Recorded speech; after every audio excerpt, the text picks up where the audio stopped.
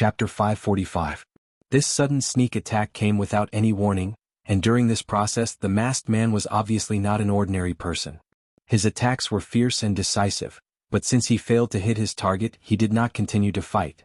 After assessing the situation, he quickly left, even if he seemed to have the upper hand at that time. In fact, thinking about it, how could anyone who could cultivate to the Yuanying stage be easy to deal with? It should be known that in this world, except for those few peerless geniuses who had amazing talent and great opportunities to break through the shackles and reach the deity transformation stage, spiritual masters of Yuanying were equivalent to outstanding figures at the peak of the cultivation world. Even when Lu Qin was lurking in the Devil Sect as a shadow, he had never heard of any Yuanying stage expert in the Devil Sect who would lower himself to play the role of a killer. But this kind of thing he actually encountered it tonight. A Yuanying stage spiritual master disguised as a killer was secretly staring at him. This kind of feeling, no matter who it was, would make them feel a chill all over their body. Lu Chen's expression was very ugly, but it could not be said that he was panicking. In fact, after the initial surprise, he quickly calmed down, and then began to treat his injuries.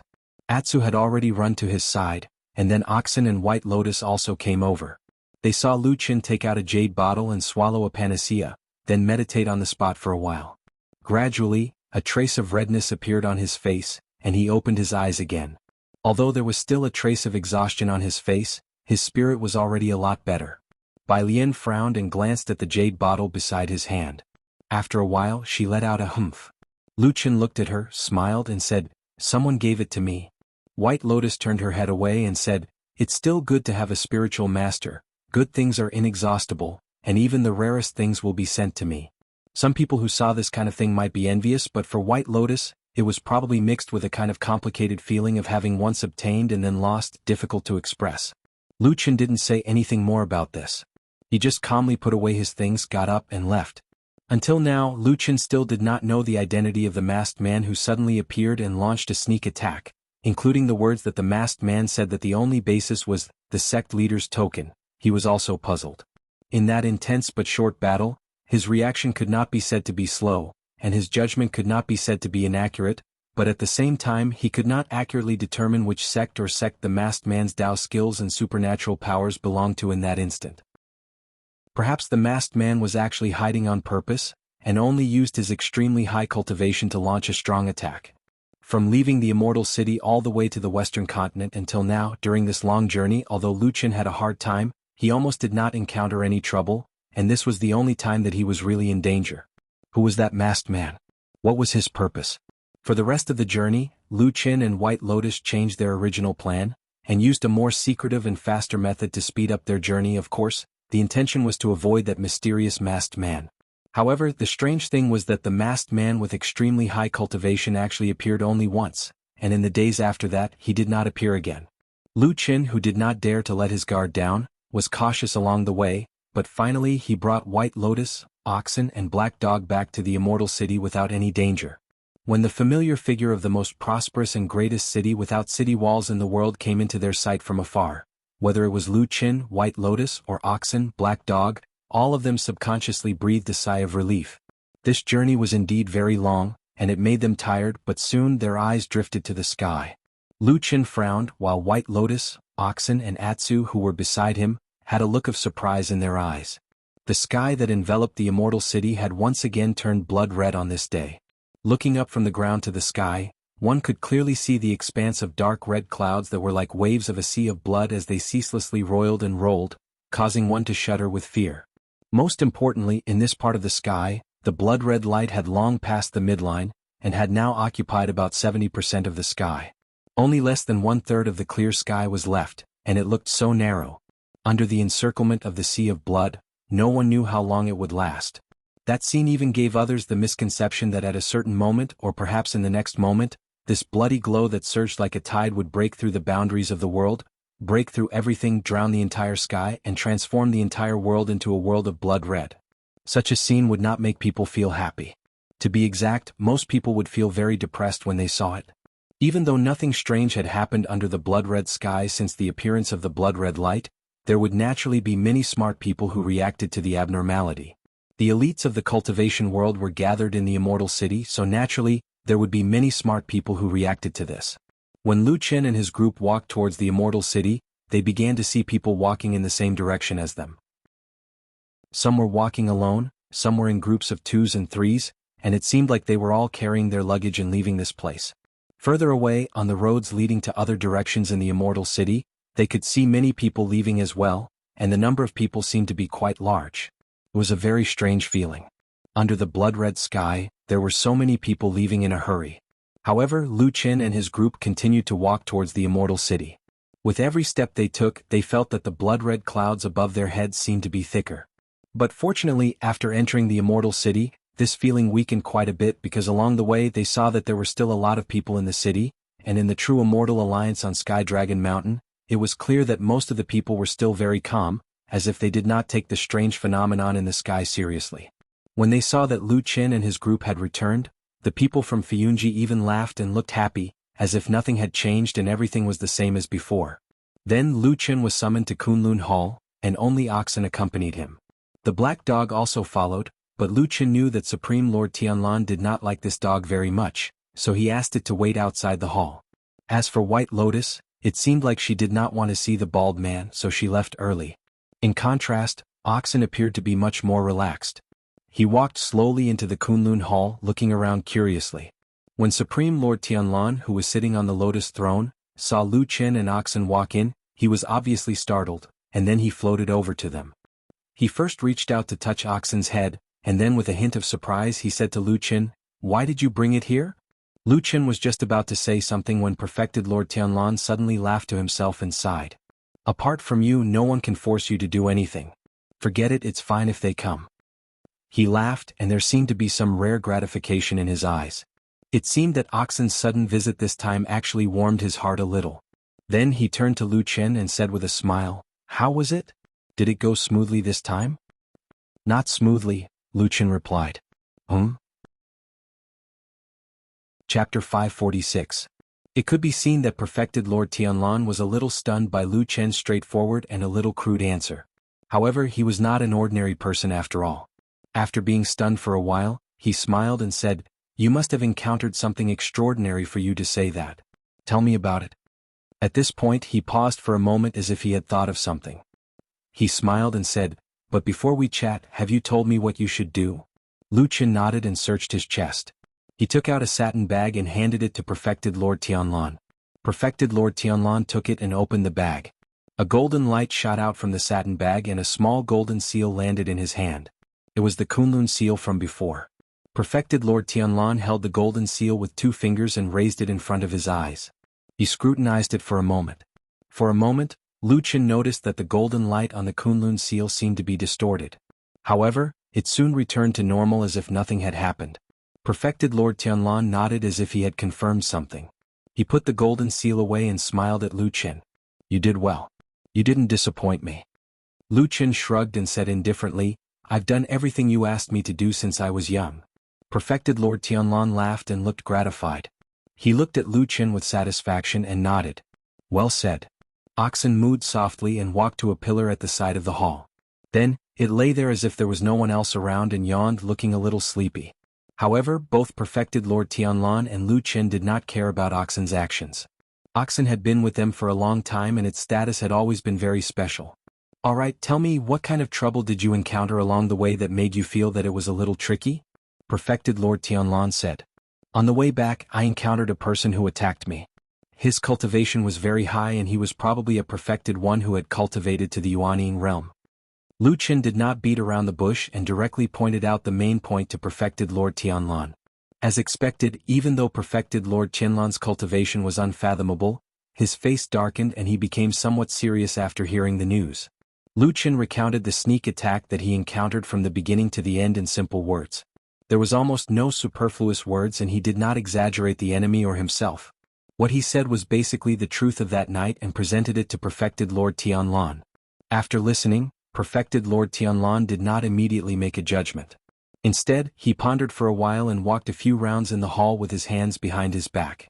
He then raised his head and asked Lu Qin, "When he fought you, did you recognize any clues from his sword techniques or Dao skills?" Lu Qin shook his head straightforwardly and said, "I couldn't tell. That person must have hidden his identity on purpose, but..." He paused and frowned. Perfected Lord Tianlan immediately sensed it and asked, "But what?" Lu Qin glanced at him. After a moment of hesitation he said, "When he ambushed me, I think I heard him yell something like, 'Hand over the sect master's keepsake.'" Perfected Lord Tianlan was stunned and frowned. "Sect leader's token?" Lu Qin nodded. "Yes, that's what he said. However, I was indeed puzzled at that time because I've never had anything on me that was the sect leader's token." Perfected Lord Tianlan was speechless. He closed his eyes and pondered for a while before saying slowly, "No, I do have it." Then he pressed his hand on his chest and pointed at Lu Qin. "The Kunlun seal that I gave you is actually the sect leader's token." The atmosphere in the Kunlun hall seemed to be a little cold. No one spoke for a long time. Oxen, who was in a distance, seemed to sense something in its sleepy state and looked over with sleepy eyes. Perhaps it was because it was lazy by nature, or perhaps it had been used to this scene for many years, but it did not seem surprised or worried. Instead, it opened its mouth and yawned, then closed its eyes again. Not long after, a faint snore could be heard. This time it really fell asleep. In the hall, Lu Qin's expression was neither ugly nor angry, but he did not smile either. After a moment of silence, he said to Perfected Lord Tianlan, "You should have told me about this earlier." Perfected Lord Tianlan nodded and said, "Perhaps, but I really don't want to tell you about the origin of this thing." Slightly surprised, Lu Qin asked, "Why?" Perfected Lord Tianlan smiled and said, "Actually, you can more or less guess in your heart, right? Because this Kunlun seal is the token of the perfected master of our Kunlun party. It has been passed down since ancient times." Lu Qin did not say anything. After a while he shook his head and smiled bitterly. The token of the perfected master of the Kunlun party. From this description, apart from knowing the origin of the Kunlun seal, there was actually another meaning, which was that this thing represented the perfected master of the Kunlun party. If there were no accidents, the Kunlun seal should be with the current perfected master of the Kunlun party. However, the current situation was obviously not the case. The Kunlun seal was not in the hands of the current perfected master Qian Deng of the Kunlun party. Instead, it had always been in the hands of Perfected Lord Tianlan. Moreover, when Perfected Lord Tianlan gave this token of the perfected master to Lu Qin to take back to the Kunlun mountain to work, he actually did not tell him to return the Kunlun seal to Qian Deng. The meaning of this was quite interesting. At this moment, Lu Qin was thinking about the word agent that had been with him for 3 years before the title of perfected master Qian Deng. And it seemed that it would be very difficult to get rid of it. He was silent for a long time. Then, he raised his head and looked at Perfected Lord Tianlan, saying, "Is there any inside information that I must know now?" Perfected Lord Tianlan thought for a while and said, "No. Perhaps I will talk to you in detail again after a period of time." Okay. Lu Qin agreed without hesitation. It seemed that he was not interested in the twists and turns in this matter. He kept a respectful distance and said, "In that case I will leave first." "Wait." Perfected Lord Tianlan stopped him and said, "No matter what, you were attacked. I won't let this matter rest.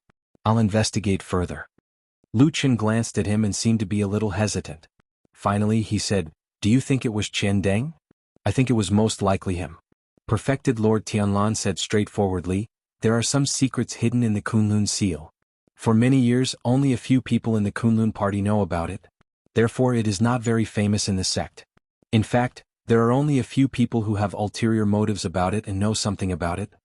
Lu Qin nodded and did not say anything. He turned around and walked to the door. However, when he was about to step over the threshold, he suddenly turned back and said to Perfected Lord Tianlan, "I just find it a little strange.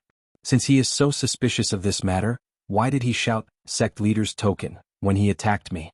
Isn't that equivalent to a confession? Is Perfected Master Qian Deng really so stupid?" Perfected Lord Tianlan's expression did not change. He said lightly, "What you said makes sense. But no matter what, we have to investigate the Kunlun party." Lu Qin looked at him deeply and then nodded. Without saying anything he turned around and walked out. Chapter 547. Hey, you're back. When White Lotus returned to the house that she was already very familiar with and knocked on the door, Su Qingjun, who opened the door, saw her.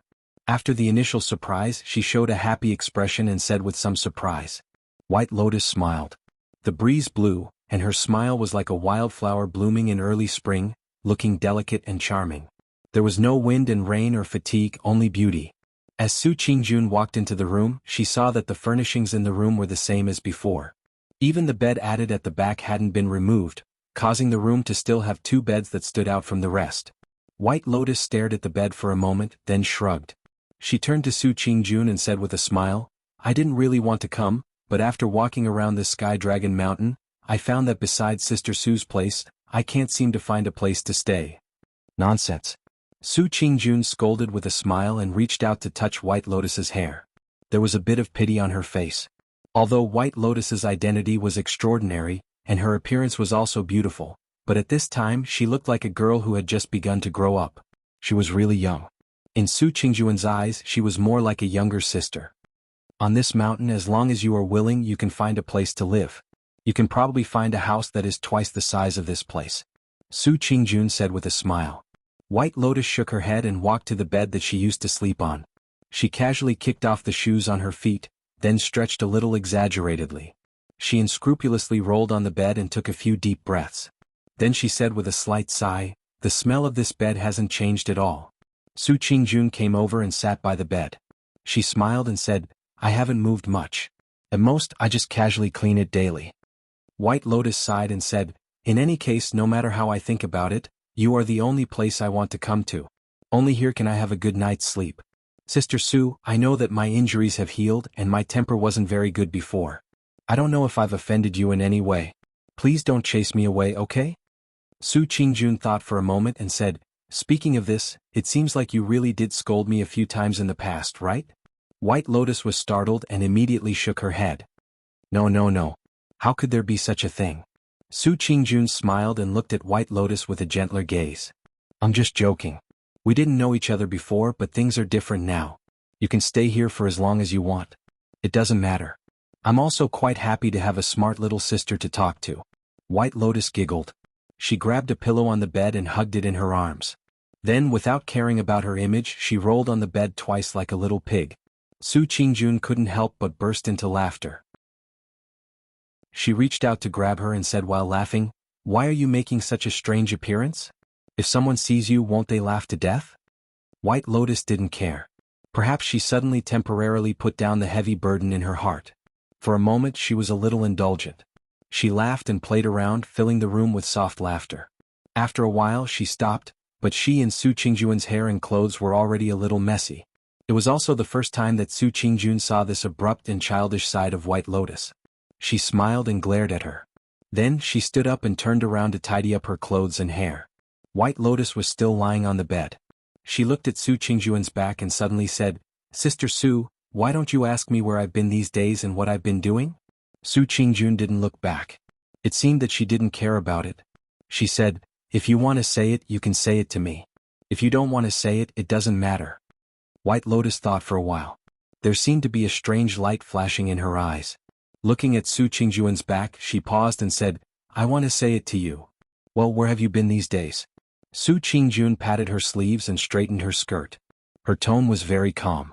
White Lotus said, "I went back to Kunlun Mountain." Su Qingjun's body paused. She seemed to be a little surprised. She said, "It's not a short journey. No wonder you've been gone for so long." White Lotus looked at her and said, "Also, I went with Lu Chen." Su Qingjun's hand movement suddenly stopped. After a moment, she turned around with a surprised expression. She said, "No way. Didn't Lu Chen say that he was in closed-door training in Kunlun Palace?" "You lied." White Lotus said straightforwardly, "This man has always liked to lie and deceive people. Only perfected Lord Tianlan was left in the grand and spacious Kunlun Palace. Well, on the other side of the palace, under a big pillar, was the oxen. Although perfected Lord Tianlan was much stronger than ordinary people, and although the oxen was also a rare exotic beast with a strong body, they still looked small in such a majestic building without other people as a contrast. Perfected Lord Tianlan looked up at the sky with his hands behind his back. He frowned slightly as if he had a lot on his mind. This was actually a rare expression for him at the moment, because ordinary people would only show such an expression when they encountered some troubles or problems that were difficult to solve. However, with perfected Lord Tianlan's current strength, influence and prestige, how many things could trouble him? Therefore, after pondering for a while, perfected Lord Tianlan let out a light breath and his expression returned to normal. After looking around, he walked towards the oxen. When he reached the oxen looked up at him. Surprisingly, it did not have much of a reaction and was still lying on the ground lazily. A smile appeared on Perfected Lord Tianlan's face. He actually sat down next to the oxen casually and reached out to touch the oxen's head. He sighed and said, "I didn't think you would be willing to come here. After all, there is a foul atmosphere everywhere. You won't like it." Oxen let out a low moo. Perfected Lord Tianlan nodded and said, "I know. You've been in Kunlun Mountain since my master's time. To me you're also half a teacher and half a friend. I didn't dare to trouble you at first, but I'm really happy that you can come here. With your help, why should I worry that I can't accomplish anything?" Perfected Lord Tianlan clapped and said with a smile. Oxen shook its big head and did not comment. Then, Perfected Lord Tianlan seemed to have thought of something. He pondered for a while and said, "By the way, it's rare for you to come all the way here with Lu Chen and the rest. Help me take a look at him. Is he trustworthy?" Oxen raised its big eyes. There was a faint glimmer in its eyes, but no one could tell what it was feeling. It just looked at Perfected Lord Tianlan. Perfected Lord Tianlan's expression was calm as he said indifferently, "The most difficult thing in this world is that a person's heart is unpredictable. I've been fighting against the heavens, the earth, and people all my life. I'm best at seeing through people's thoughts, but this disciple that I've personally taught is the only one that I've never been able to see through." The bald man sat beside the green ox and frowned slightly. He seemed to be slightly irritated and sighed a little emotionally. He said softly, "I still can't figure out whether he truly admires me or hates me after all these years. Can I trust him completely or do I have to be careful?" He looked at Oxen with a hint of sincerity on his face. "Can you tell me the answer?" Oxen stared at Perfected Lord Tianlan in silence. It was dead silent in the main hall of Kunlun, as if they were waiting for the arrival of a storm. Chapter 548. The atmosphere in Immortal City, or rather on Sky Dragon Mountain, was a little different from before. Lu Qin, who had returned to Immortal City, quickly noticed this, but he was not surprised. Who could remain calm when a sea of blood appeared in the sky above their heads? Not to mention that the sea of blood in the sky had appeared more than once, and each time it expanded, it had the intention of engulfing the entire sky. Although there were no other strange signs apart from the sea of blood in the sky until now, that thing certainly did not look auspicious and festive. Moreover, it did not mean that it would not exist in the future. When the sea of blood really covered the entire sky, it was hard to say what would happen. Moreover, looking at this strange scene that had not been seen for 100 years, if something really happened, it would definitely not be a small matter. A gentleman does not stand under a collapsing wall. Some smart people had already begun to slip away from Immortal City. However, Immortal City was where the headquarters of Zhengxianming was located. The most powerful force in the world was here, and there was no rival in the world. If they were scared away by this temporarily harmless phenomenon, then Zhengxianming would become a joke. Therefore, although the atmosphere on Sky Dragon Mountain was a little tense, it was still considered stable because there were people in the dark to maintain and reprimand the people. Lu Qin was someone who had experienced the battle in the underground city of Immortal City. Of course, he could recognize that the sea of blood in the sky now seemed to have some connection with the strange blood moon in the mysterious underground city.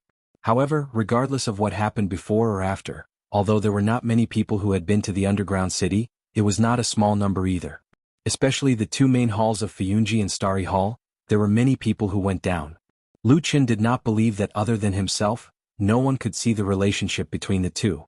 There were so many smart people in the world, and there were even more smart people in Zhengxianming, not to mention the few old monsters who stood at the peak of the human cultivation world. It was just that no one came out to speak from the beginning to the end. Lu Qin was puzzled. Just as he was hesitating about whether or not to investigate further, on the second day after he returned, the blood sea phenomenon in the sky disappeared. Lu Qin found old Ma, who was the most well-informed, and asked him about it. Only then did he know that the strange phenomenon in the sky would appear for a certain period of time. When it was about time, it would disappear by itself.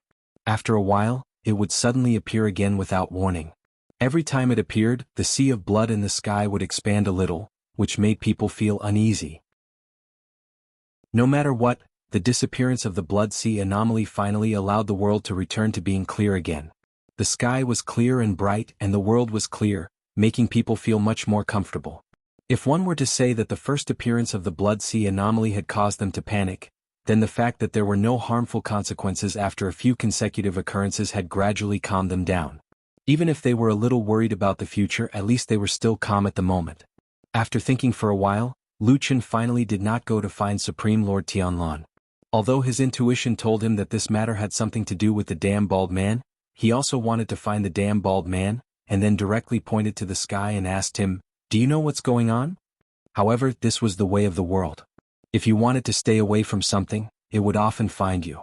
It did not take long for Supreme Lord Tianlan to send someone to summon Lu Qin. He then greeted him and asked Lu Qin to accompany him to the mysterious underground city. After returning from a trip to the Westland's Kunlun Mountain, Lu Qin found the atmosphere in the Immortal City and Mount Sky Dragon a little strange.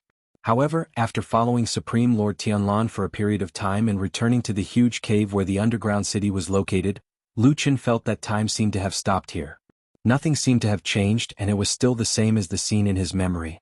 Those tall, mysterious and empty buildings, the blood moon in the sky, and the omnipresent dark red light were exactly the same as before, as if they would never change.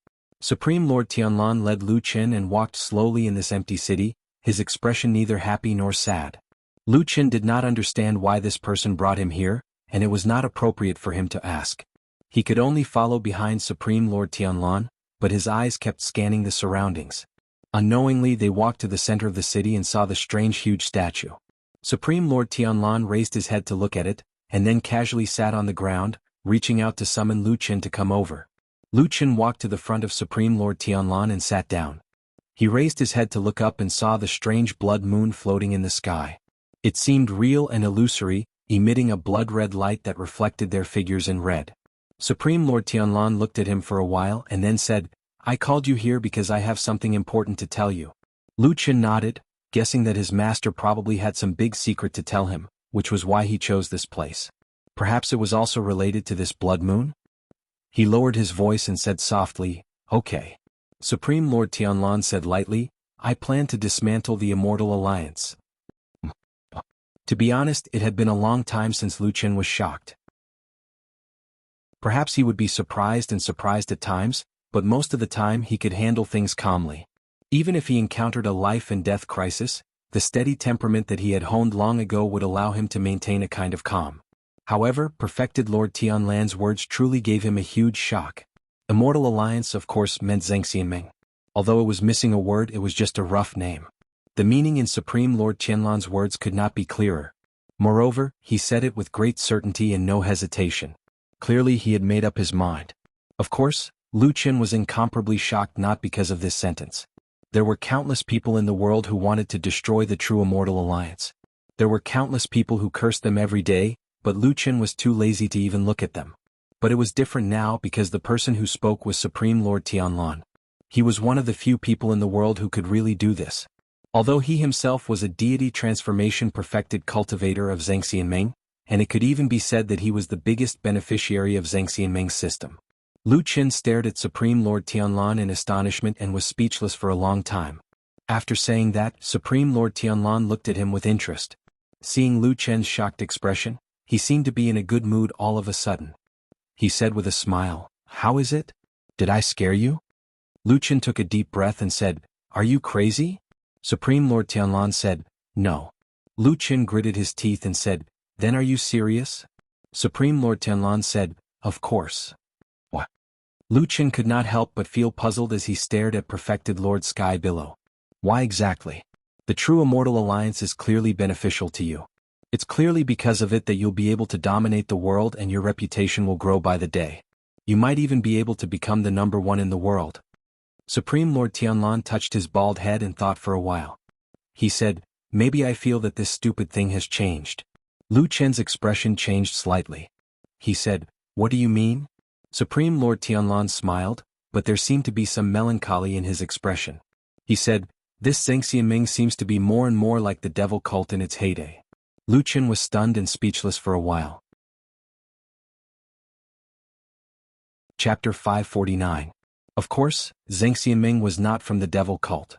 For so many years, Zhengxianmeng had always been the leader of the righteous path in the world and the center of the divine central continent's cultivation world. Everything he did was on the side of righteousness and justice.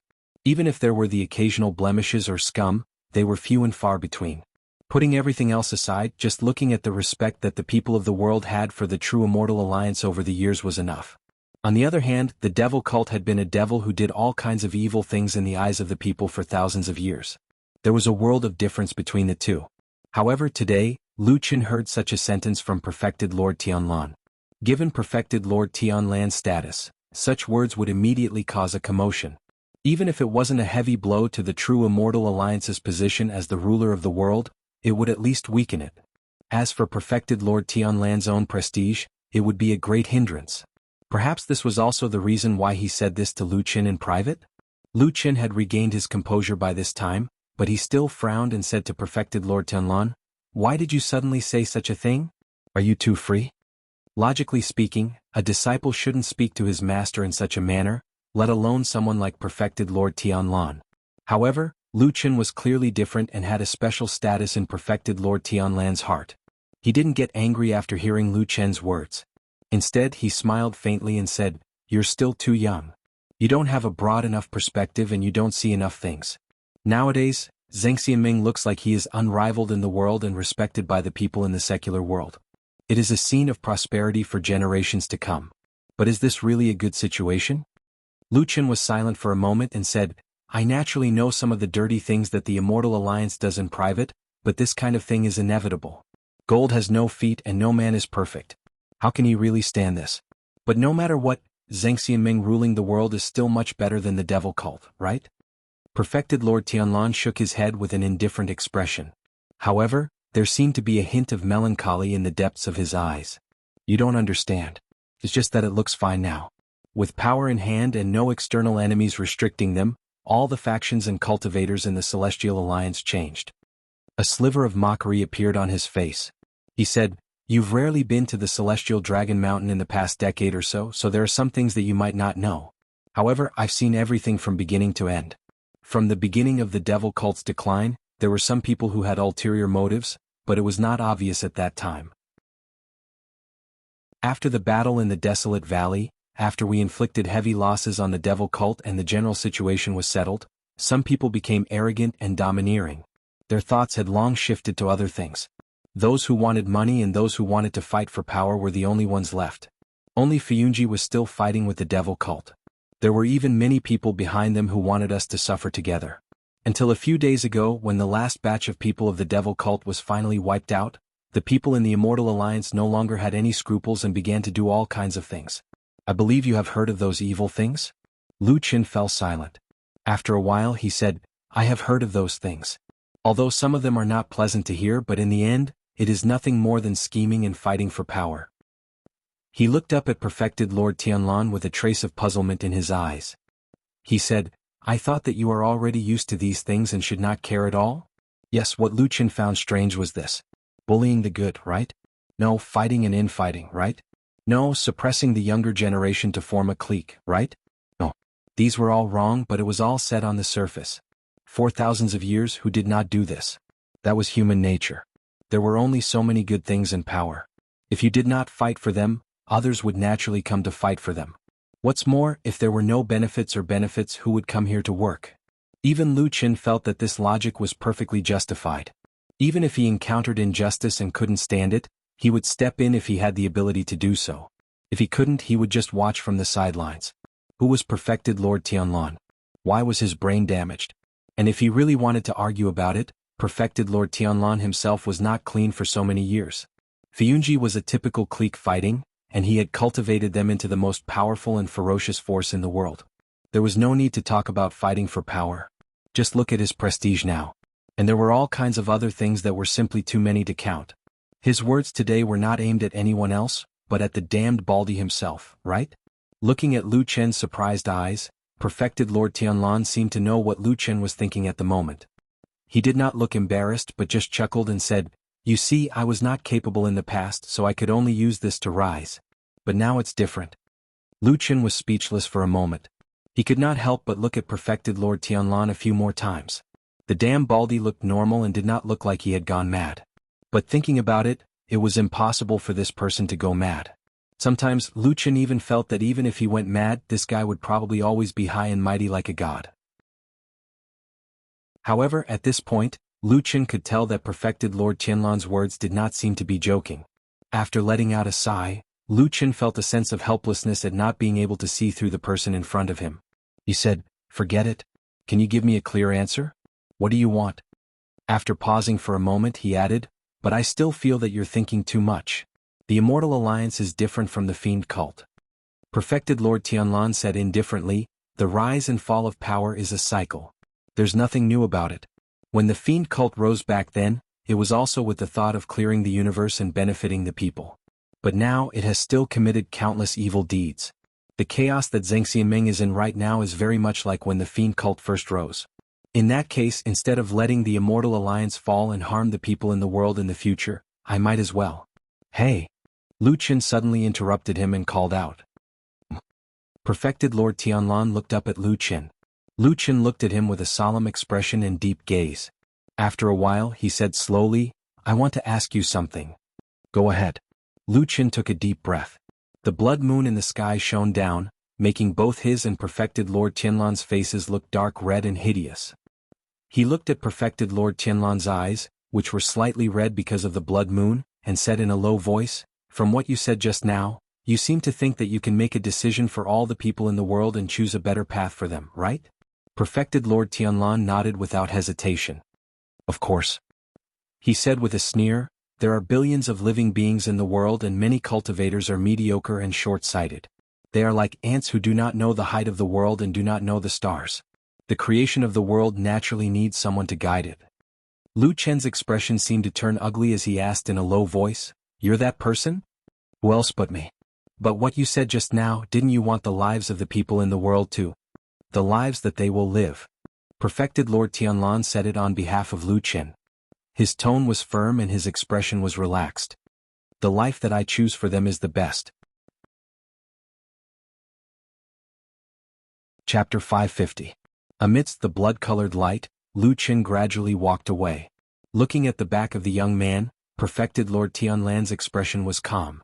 His eyes flickered slightly but no one knew what he was thinking. From here to the end of the long street, Lu Chen walked all the way but he did not look back even once. Did he have a guilty conscience, or did he completely trust Perfected Lord Tianlan and never had any doubts? When Lu Chen's back completely disappeared, Perfected Lord Tianlan slowly retracted his gaze. At this moment he was the only one left in the huge mysterious underground city. Everything was silent, except for the strange red light above his head that was floating and sprinkling down. His figure looked a little lonely. Standing on the street of the Immortal City, Old Ma looked at the underground entrance that was heavily guarded and tightly surrounded by cloth and sighed in boredom. The weather was good today. Sunlight sprinkled down from the sky, warm and comfortable. Old Ma moved his body and stretched comfortably. Then he saw a sudden movement behind the cloth and Lu Chen walked out from there. Old Ma went up to greet him. Soon Lu Chen also saw him and nodded to him. After walking past the group of guards, he walked towards Old Ma. When the two of them walked together, Old Ma first looked up and down at Lu Chen. After a while, it could be seen that he seemed to be relieved. Sensing Old Ma's reaction, Lu Chen looked at him and gestured for the two of them to walk forward together. Then his expression did not change but he smiled and said, "What's wrong? You seem to be very worried about me?" Old Ma shook his head and said, No. Your life is unparalleled in the world. So many things in the past didn't kill you. What will happen now?" Lu Chen scolded with a smile, but his expression was still indifferent. Except for Old Ma, other people probably thought that he was just talking about something irrelevant. However, after taking a few more steps forward, Lu Chen changed the topic and started to ask Old Ma about the changes in Fiyunji during the time he left the Immortal City. "It's not a big change. It's nothing more than some meritorious rewards. After all, everyone has been working hard in the past few days and almost uprooted the devil cult." "That's right, didn't we capture the other leader of the demon sect, the West Continent Hall Master Fan Tue? These days they have been detained in Fiyunji, the interrogation should be almost done and they are ready to deal with the remaining evildoers of the devil cult." Lu Chen's footsteps paused slightly. After a moment of silence he asked, "You still haven't made your move?" Old Ma spread his hands and said, "The foundation of the devil cult in the Immortal City has basically been destroyed by us. Fan Tue's territory is at the West Continent. Even if we go there we will need some time to prepare. Furthermore, the overall situation is set. The remaining demons are not worth mentioning. We can just send some people over." Lu Chen snorted and said, "I remember that Fiyunji treated such things as the most important thing in the past. No matter where the remaining evildoers of the devil cult were, we would deal with them immediately and rush over as fast as we could." Old Ma smiled and said, Things are different now. Lu Chen nodded and did not say anything else. He continued walking forward. Old Ma walked beside him and told him some of the recent movements of the other halls in Zhangxianming along the way.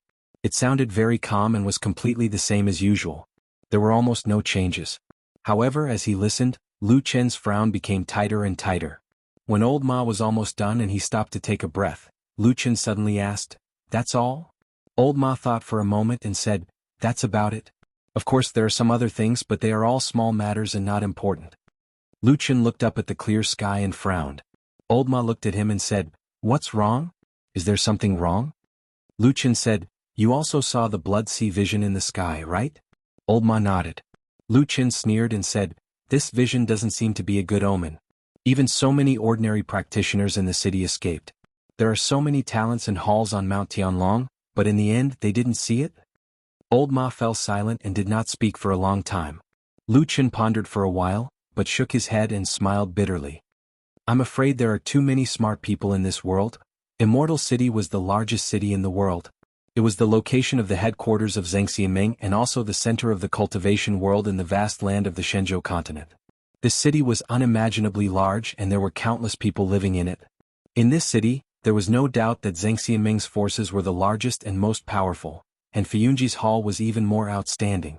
But even if it was Zhangxianming and Fiyunji, they also had dark corners that they could not see. In this city there were also many other small forces.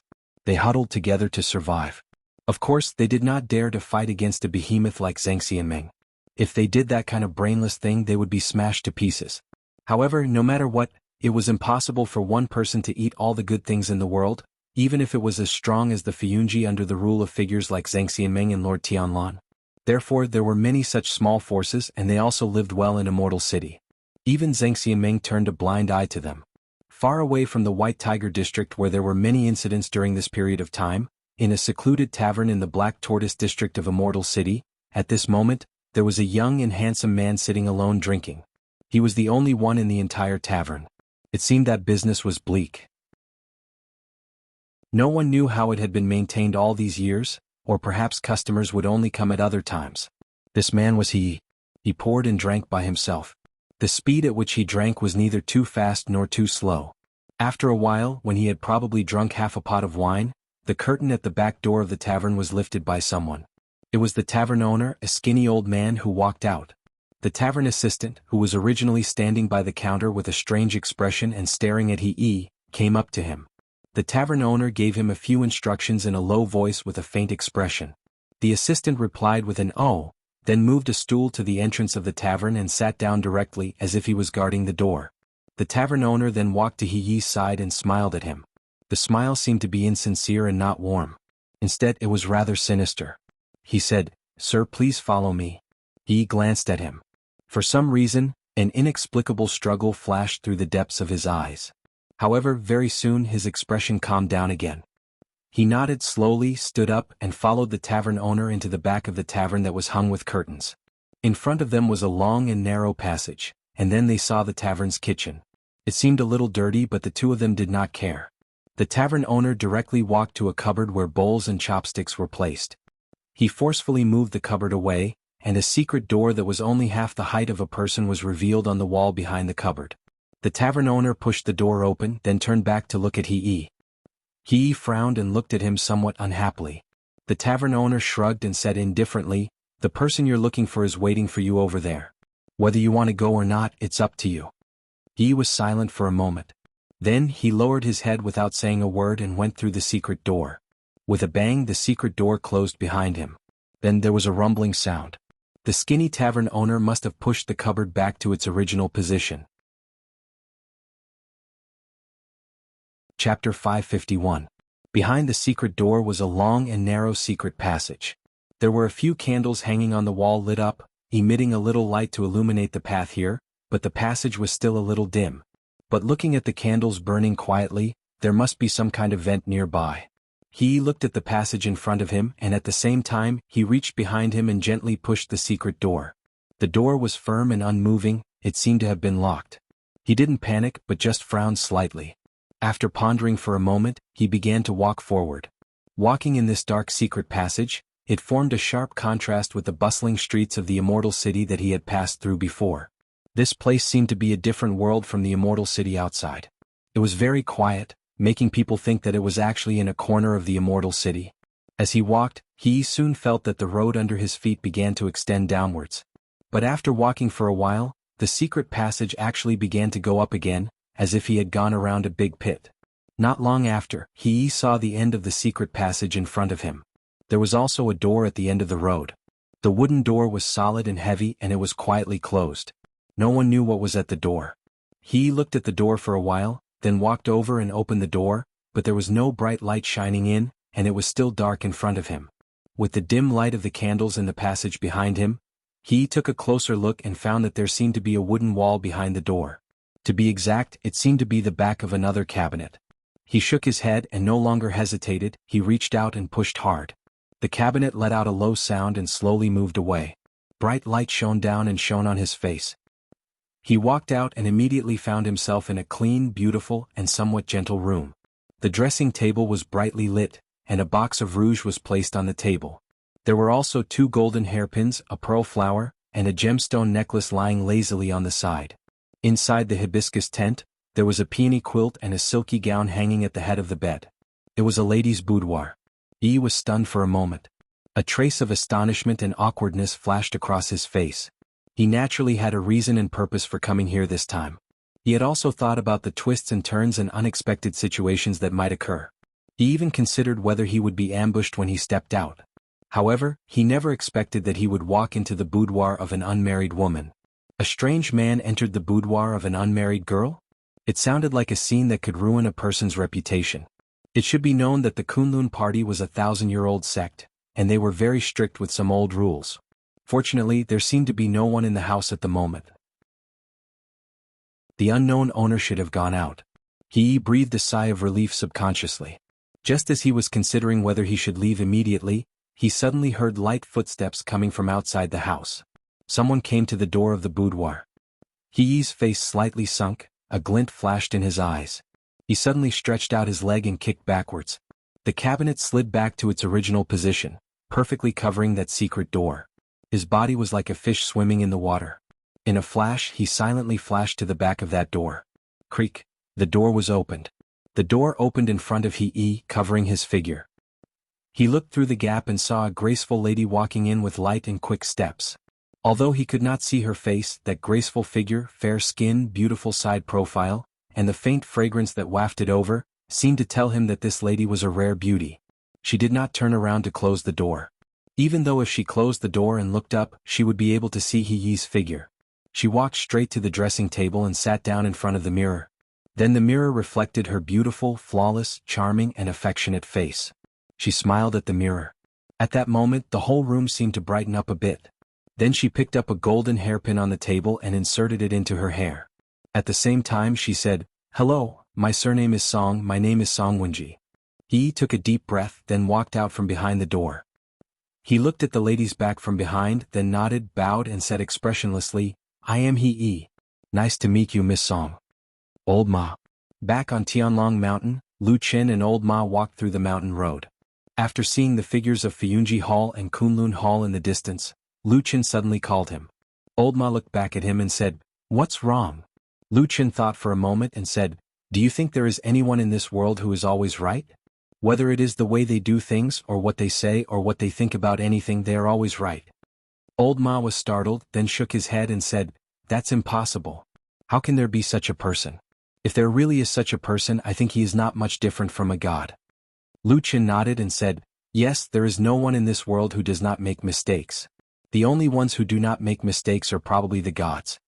Old Ma was a little surprised and said, "I remember that you never believed in these things before." Lu Qin laughed and said, "You are right and I still don't believe it." As they were talking, the two had already approached the hall of Fuyunji. Old Ma looked inside and said, "I heard that after you came back, you still haven't gone to see hall leader Shuang?" Lu Qin said, "She is very busy and I have nothing to do, so I won't go and disturb her." "Well, anyway, you have a backer now, you can do whatever you want." Old Ma muttered with a little envy and jealousy. Lu Qin did not get angry. After scolding him with a smile, he casually asked, I remember that before I went into closed-door training last time, in addition to continuing to track down the remnants of the devil cult, Fiyunji was also integrating a group of experts from the Kunlun party. How is it going now?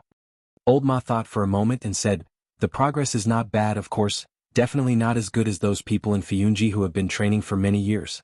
However, those cultivators from the Kunlun party are all loyal to Lord Perfected and can be considered obedient.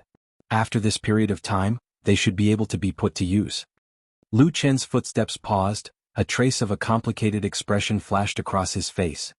He raised his head and looked at the sky. After a while he said, well, they are all the elites of the Kunlun party, their qualifications are naturally good. At this point, he seemed to think of something and waved his hand at Old Ma and said, I have something to attend to, I will go first, I will look for you later. Old Ma said, and greeted him, but he walked towards the direction of the hall of Fiyunji. It seemed that he was going in to look for someone. Lu Chen glanced at his back, then turned and walked in another direction. After walking on the mountain road for a while, he came to the front of a familiar house. He looked at the door and frowned slightly. After standing quietly for a while, he went up and knocked on the door. Knock knock knock knock, junior sister? Su, are you there? Chapter 552. Most people wouldn't change the way they address someone. For example, common relatives, the father was the father, the mother was the mother, and the brothers and sisters would only address each other once in a lifetime. It was impossible to call someone big brother today and little brother tomorrow. This was common sense. After Lu Chen knocked on the door and called out, he felt a little strange and awkward. Then he remembered that over the years since he knew Su Qingjun, there seemed to have been several different ways of addressing her. Senior sister? Master? And the junior sister, just now? But if he calculated it carefully, even the junior sister, just now, was wrong. According to the seniority in the Kunlun party, the current him should be at least one generation higher than Su Qingjun. It was not too much to call her martial niece, and she should also call him martial uncle, according to etiquette. It was just that after Su Qingjun came to Mount Tianlong and they met again after a few years, they seemed to have forgotten this point. There was movement in the room. It seemed that someone was whispering something, and then the sound of footsteps came to the door. After a while the door was opened. Su Qingjun's slender and beautiful figure appeared behind the door. She looked at Lu Chen, nodded to him and said, "You're here." Lu Chen smiled and was about to speak, but he suddenly saw another petite figure poking her head out from behind Su Qingjun. It was White Lotus. The young girl reached out and hugged Su Qingjun's waist. It seemed that the relationship between the two women was very close. At the same time, White Lotus's face had a bit of disgust. She glared at Lu Chen and then said to Su Qingjun, "Sister Su, don't forget what I said to you." Lu Chen was stunned for a moment. He subconsciously felt that there was something in White Lotus's words, and it was most likely not something good. He couldn't help but look at Su Qingjun. He saw that Su Qingjun's face was stunned for a moment, and then she shook her head helplessly as if she was helpless. However, when Su Qingjun noticed that Lu Chen was looking at her with a puzzled look, she quickly put away her helpless expression. Instead, she looked at Lu Chen with a faint smile, and there seemed to be a deeper meaning in her eyes. Lu Chen didn't quite understand what secrets there were between the two women, but it didn't seem to be good. He coughed, and after thinking for a while he said to Su Qingjun, "Do you have time? I have something to tell you." Su Qingjun saw that Lu Chen's expression was serious and didn't seem to be joking. She immediately straightened her expression and nodded. "Yes, come in and talk." Who knew that Lu Chen didn't move, but his eyes glanced at White Lotus behind Su Qingjun. Su Qingjun was stunned for a moment, and White Lotus also reacted. She immediately became angry and said angrily, "What do you mean?" Lu Chen smiled and said, it's nothing, don't think too much." As he said, he turned to Su Qingjun and said, "Today's weather is good, and there are a few beautiful places in the back mountain. I think you haven't been there since you came here. I will take you there for a walk and we can chat on the way." White Lotus was so angry that she gritted her teeth. This still told people not to think too much. She was about to open her mouth to mock, but Su Qingjun looked at Lu Chen from the side. After hesitating for a moment, she nodded and said, "All right." White Lotus snorted and grabbed Su Qingjun's wrist. She said in a low voice, "Sister Su, don't be fooled by him again." Lu Chen raised his eyebrows and stared at White Lotus.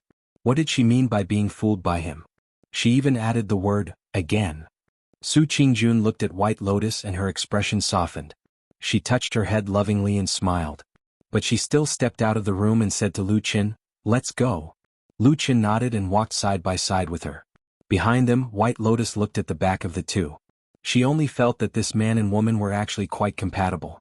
She couldn't help but be somewhat stunned. But then she snorted and indignantly walked back into the room, slamming the door shut. Lu Qin and Su Qingjun both heard the angry slamming of the door behind them. They looked at each other. There was no strange expression on their faces. Only Su Qingjun smiled slightly apologetically. Along the way there were fewer pedestrians on the road. The ancient trees gradually increased. In the surrounding forest, there were gradually quiet bird cries, chirping lively and happy, adding some vitality to the forest. From home to here along the way Su Qingjun didn't speak. Lu Qin couldn't help but look at the woman beside him. His gaze was deep as if there were many hidden meanings. Su Qingjun seemed to feel something. She also turned to look at him and said, "What is it?" Lu Qin smiled and said, "It seems like I haven't been alone with you like this for a long time." Hearing this, Su Qingjun was startled at first, and then there was a moment of confusion. When they were on Kunlun Mountain, outside her cave residence, Lu Qin built a straw hut. At that time, as long as she left the cave residence, it was time for the two to face each other alone. Looking back on those days that they spent together, it seemed like a very, very long time had passed. Those days and those memories seemed to be very ordinary. But for them, those peaceful days seemed like they could never find them again. She didn't speak for a while. Then she heard Lu Qin suddenly ask, "That's right, why haven't I seen you wearing that flame feather shawl recently?" Su Qingjun was stunned at first, but then she understood what Lu Qin was talking about. After shaking her head she said, "The color of that shawl is too bright.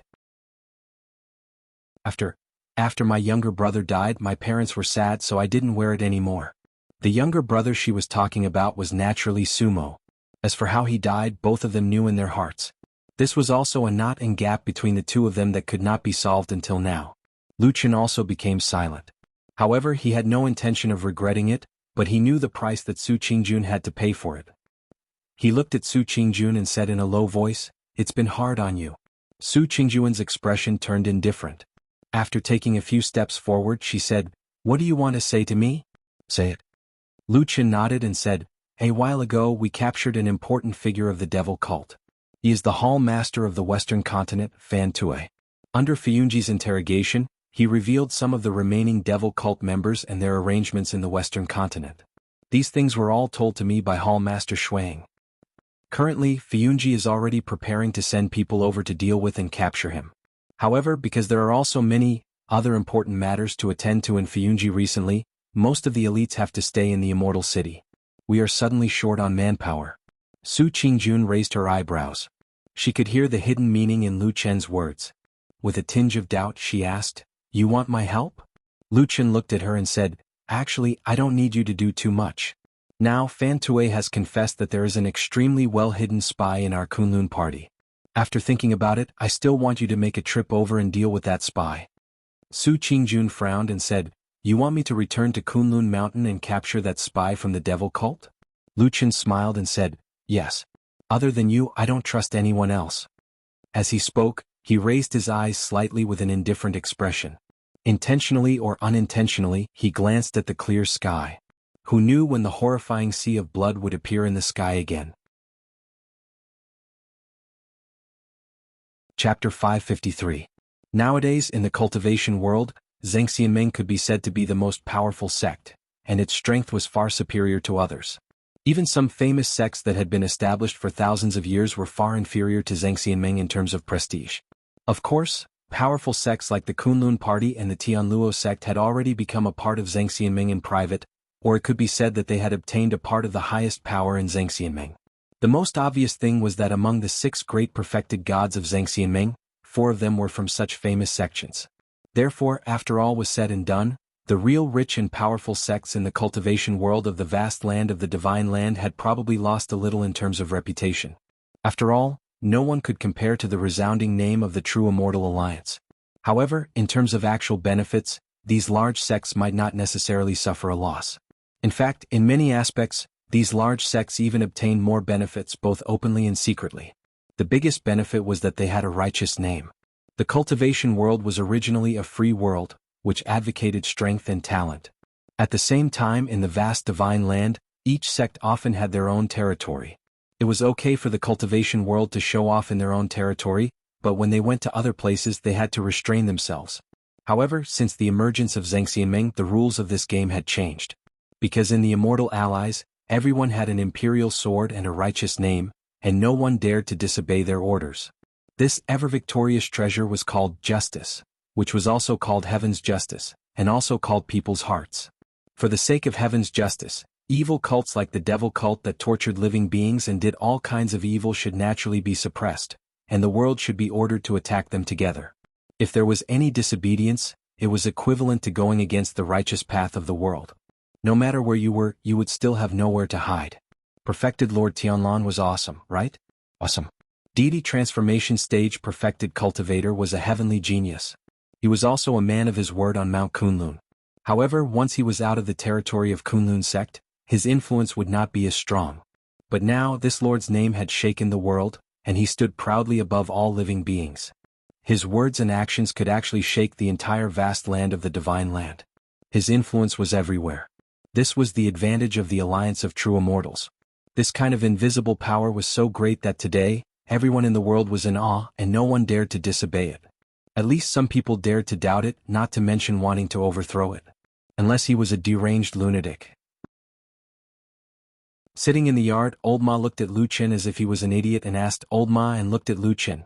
Zheng Xianming, it was already the dead of night. Lu Qin and Old Ma returned to the old house near the Shima Bridge, sat opposite each other, set up the dishes and wine and drank with each other. The gentle night breeze blew past. It was very comfortable, but it seemed that the topic of the two people chatting was not quite right. There was no need to mention the relationship between Lu Qin and Old Ma. After more than 10 years, it was not an exaggeration to say that they were friends of life and death. Being looked at like that by Old Ma, he was not angry and even smiled, said, "What's wrong, can't I just ask?" Old Ma rolled his eyes, said, "Nonsense, is this something that can be casually asked? This is also because you have a backer behind you, you are not afraid of anything. If it was any other person and rashly said this, I'm afraid that they would immediately be sent to Fiyunji's prison to eat prison food?" Lu Qin laughed, somewhat ruefully patted his knee, said, You don't say. The feeling of having a dead baldy as a backer is really not bad." Old Ma looked at him with disdain, and then as if he thought of something, his expression became more serious, said, "To be honest, you must be more respectful and polite to Zheng Xianming. At least this kind of opportunity is really something that many people in the world yearn for but cannot get." Lu Qin's smile faded a little, but after looking at Old Ma's expression for a moment, he still smiled and said, "I understand. Just that recently have you become old? You actually started to earnestly persuade people?" Old Ma waved his hand but frowned and asked, "It has nothing to do with me being old or not, don't interrupt. I ask you, why would you suddenly ask about the comparison between the evil sect and Zheng Xianming out of nowhere?" Just sighing with emotion. Probably because it was late at night, Lu Qin looked a little tired, faintly said, "To be honest, of course I know that the evil sect has done all kinds of evil. They are the worst one, or else I would not have spent more than 10 years fighting with them until now. But what?" Old Ma saw that he stopped muttering, could not help but asked.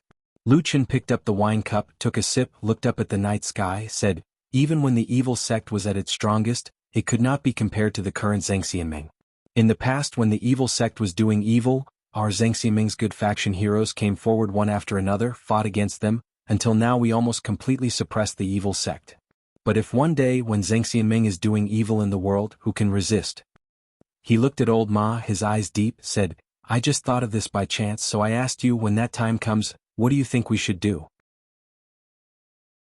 Old Ma was stunned, probably because Lu Qin's words were too shocking. It broke through his usual limit of imagination. After a while, Old Ma was stunned and said, "You must be crazy. Our Zheng Xianming is fine. It has always been the world's good faction justice. How can it degenerate into the evil sect?" Yes, you are right, ha." Lu Qin laughed, poured wine for him and himself, smiled and said, "On this point of course I think the same as you. That kind of thing is probably impossible. But occasionally I think, what if Zheng Xianming becomes evil, then what should we do? Do you think there is a way?" Old Ma touched his chin with his hand, clicked his tongue, frowned, thought for a moment and said, "Well, you don't say. Although this idea is absurd, if the Immortal Alliance really becomes evil, it seems that there is really nothing in the world that can resist and restrain it." Speaking of this, Old Ma paused, then shook his head and said, "But you don't have to worry about this. First, it is impossible. Second, when the car comes to the mountain, there will be a way. Maybe by then there will be some peerless heroes born. the times make the heroes. Lu Chen looked at him with a faint smile. Old Ma was a little scared by his stare, said, "Why are you looking at me like this?" Lu Chen said, "So, when the Immortal Alliance really becomes evil, you will put your hope on the illusory hero?" Old Ma sighed and said, "Other than that, what else can I do? Now that the Immortal Alliance is so strong and has suppressed the devil cult, it is invincible. Anyone or sect in front of the Immortal Alliance is just like an ant. No one has that ability." Lu Chen was silent for a long time, then looked up at the starry sky, looked at the stars. For many years he had risked his life in the battle with the devil sect. He had always thought that the devil sect demons were all madmen. However, at this moment he thought about how the true Immortal Alliance behind him had unknowingly become such a huge and terrifying monster. He also thought about the burly man who led the group and made great achievements among them. No matter how he looked at it, he seemed to be tied together with the Immortal Alliance, life and death. But, suddenly he murmured, his voice was so low that only Lu Chen could hear it, and he muttered to himself, "Damn Baldy, so you are the real crazy one." Chapter 554. No matter who was crazy, who was normal, or who was crazy, it was still unclear. In today's world, with perfected Lord Tianlan's fame and power, except for those perfected monarchs who were on par with him in the deification realm, almost everyone else had to look up to this giant, even perfected Yuanying who could be called an overlord. Lu Chen had seen perfected Yuanying in Zhengxianmeng on Mount Tianlong with his own eyes. He was silent and respectful in front of perfected Lord Tianlan. Even those perfected Yuanying who came from the 1,000-year-old Kunlun party also had an almost superstitious trust in this martial uncle. Perfected Lord Tianlan was the #1 person in Zhengxianmeng. The Kunlun party he came from naturally benefited the most from Zhengxianmeng's leadership of the world. Therefore, sometimes when Lu Chen looked around, he would find that among so many people, there seemed to be no one else who had doubts about perfected Lord Tianlan. It was not resistance, not opposition, just a feeling of doubt, but he did not see any of them. Lu Chen knew why this was the case.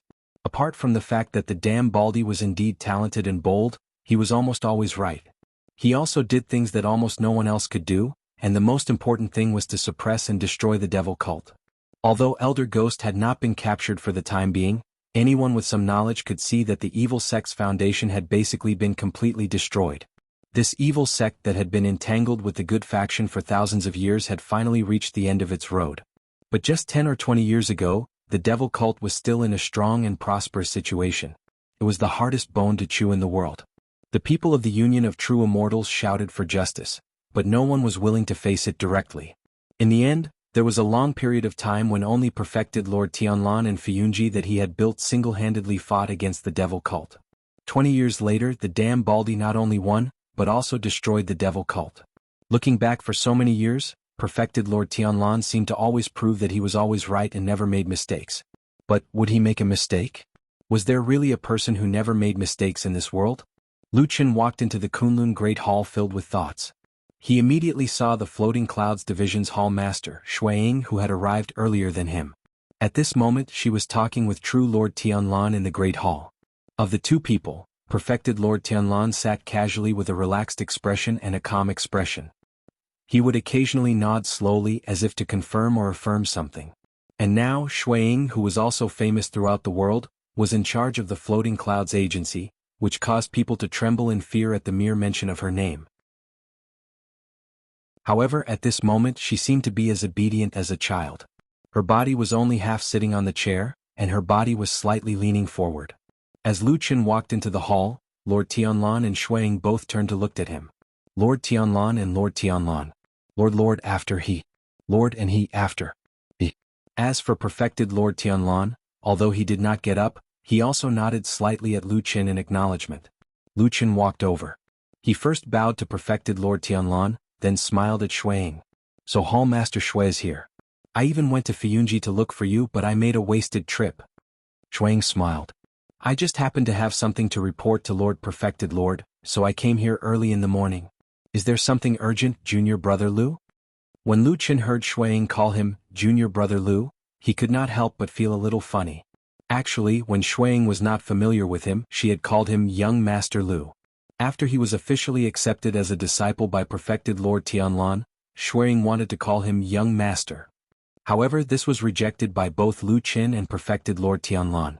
After struggling for a while, Shuiying decided to call him Junior Brother. It was close and useful. She had been working under perfected Lord Tianlan for many years and had always been his closest confidant. It was not too much for her to call him that. Lu Qin walked closer and said with a smile, "It's nothing urgent. I just want to ask about the remnants of the devil cult in the Western continent. There's no hurry. If you have something to say, you can tell Master first." Shuang nodded. However, she did not speak directly. Instead, she turned to look at perfected Lord Tianlan. There was a hint of inquiry in her eyes. Perfected Lord Tianlan said indifferently, "Speak.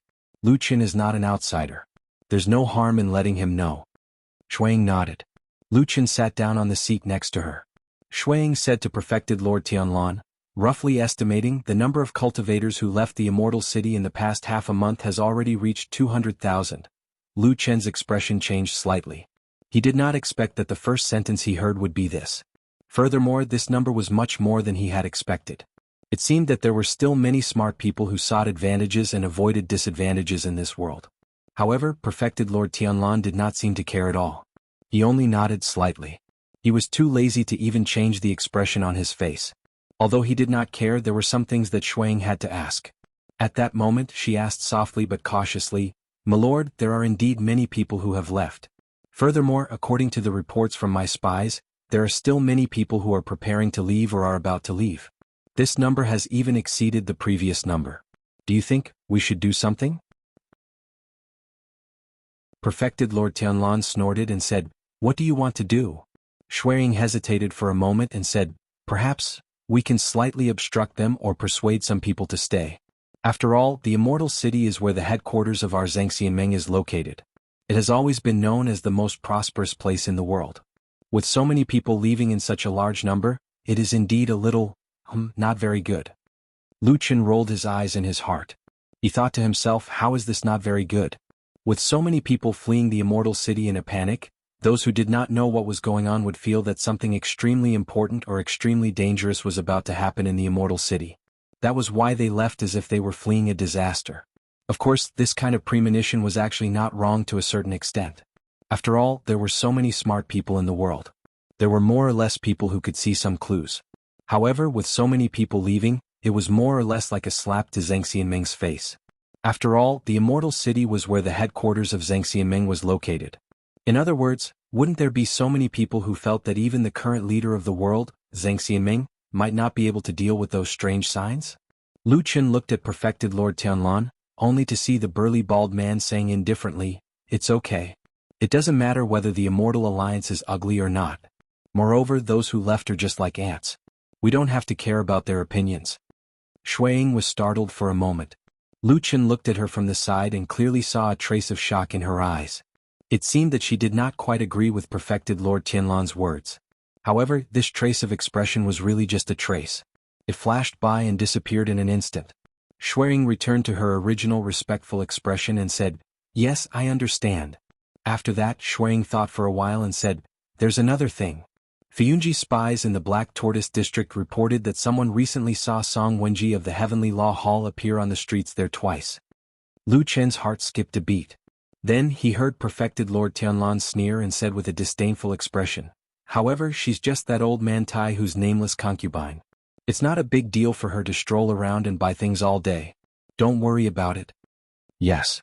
Shuang nodded. Lu Qin lowered his gaze and looked at his own hands in silence. Chapter 555. Shuang continued to report to perfected Lord Tianlan while Lu Qin listened quietly at the side. For a moment, there was only Shui Ying's clear and melodious voice drifting in the hall of Kunlun. It was like a woman whispering her thoughts in the night wind. However, the words in her words were cold and stern. The situation in the immortal city was not too good. Many people were frightened by the strange blood sea vision in the sky. One reason was that the blood sea vision had appeared so many times and did not seem to be a coincidence. Another reason was that after so many signs, Zhang Xianmeng still had not made any reaction until now. This made everyone more and more uncertain. Thinking of this, Lu Qin suddenly thought of something that he had neglected in his daily life. Ever since the blood sea vision appeared in the sky of the immortal city, Fiyunji had been quiet and acted as if nothing had happened. To outsiders it was a little strange. However, perhaps it was because Fiyunji and perfected Lord Tianlan were too famous and had completely overshadowed the people of the other halls in Zhangxianmeng. Therefore, people did not pay much attention to the reactions of the other forces in the Immortal Alliance. But in fact, other than perfected Lord Tianlan, there were 5 other divine transformation stage perfected lords in Zhengxianmeng who reacted. Perfected Lord Guyu of the Starry Hall made the biggest move. She sent many people into the underground cave. In the end, even the people of Fuyunji had to give way to the people of the Starry Hall. No one knew what they had done down there for a long time. In comparison, the other perfected lords were quieter. Perfected Lord Tiehu from the Hall of Heavenly Law was originally more active. However, during the incident of capturing Fan Tue, a remnant of the devil cult, this upright and outspoken perfected lord seemed to have some information that could be used against him. Hence, he immediately became well-behaved. As for the other 3 deity transformation stage perfected monarchs, they each had their own halls. When the Blood Sea anomaly first appeared, they had also paid attention to it. However, as far as Lu Qin knew, the damned Baldi had secretly paid a visit to the cave abodes of the 3 perfected monarchs. Since then there hadn't been much activity. Lu Qin didn't ask nor did he care that there might have been some sort of deal or trick involved in the process. For a person like him, his many years of experience had made him develop a personality that cared more about the results than the process. However, in Shui Ying's recent report to True Lord Tianlan, she had included the movements of the other 5 True Lords as well as the situation of the halls of the other 5 True Lords, starting from the minor to the major. Lu Qin didn't say anything. His expression was calm and indifferent. However, when he lowered his head slightly, his pupils couldn't help but contract. The most powerful people in Zhengxianmeng were the 6 true lords of the divine transformation realm. All the mountain powers originated from these 6 giants. In other words, Fuyunji was monitoring everyone at the same time. At some point, Shui Ying's voice had stopped, and the hall had fallen into silence. Lu Qin slowly raised his head. He heard True Lord Tianlan say to Shui Ying calmly, "I know about these things. You did well. Also, keep a closer eye, especially on the people on Mount Celestial Dragon. Report to me if there are any unusual movements." Shui Ying acknowledged respectfully. She then turned to look at Lu Qin and said, "Junior brother Lu, did you say you had something to talk to me about?" Lu Qin nodded and said, "The devil cult is gone. The immortal city has settled down. However, there are still some remnants in the world. 2 days ago, I heard that the bandit chief Fan Tue confessed that there were some demons from the devil cult remaining in the western continent. Therefore, I made some arrangements and prepared to send someone over to join forces with the Kunlun sect that stayed behind to wipe them all out." True Lord Tianlan nodded slightly. His expression was calm. It seemed that he did not care much about such a small matter. Shui Ying, on the other hand, was still a little concerned after hearing this. She said, "This matter may not be easy to handle. The remaining people there are probably die-hard members who are loyal to the devil cult. Also, the person we send over to join forces with the Kunlun party must have some reputation. It won't be easy to choose, right?" Lu Qin smiled and said, "That is true. However, I have already chosen the person. It is Su Qingjun, a disciple of the Kunlun party. Firstly, she is intelligent and calm. She is strong enough to take on heavy responsibilities. Secondly, she was born and raised in Kunlun. She grew up in the Kunlun party and is very familiar with the seniors in the sect. With her planning, this matter will not be difficult." Shui Ying was startled. There was a slightly complicated look in her eyes. After glancing at Lu Qin, she did not say anything more. She just turned around and looked at True Lord Tianlan. Obviously, she did not want to make a decision on this matter. Instead, she handed the final decision to her boss. True Lord Tianlan closed his eyes slightly. He placed one hand on the back of the chair and tapped it lightly. The surroundings were quiet. Lu Qin and Shui Ying looked at him, waiting for his decision. After a while, True Lord Tianlan raised his head and looked deeply at Lu Qin. Then he nodded and said, "Approved." After saying that, he stood up and walked into the depths of the Kunlun temple without looking at the two of them. When the burly figure disappeared from his line of sight, Lu Qin let out a light sigh of relief.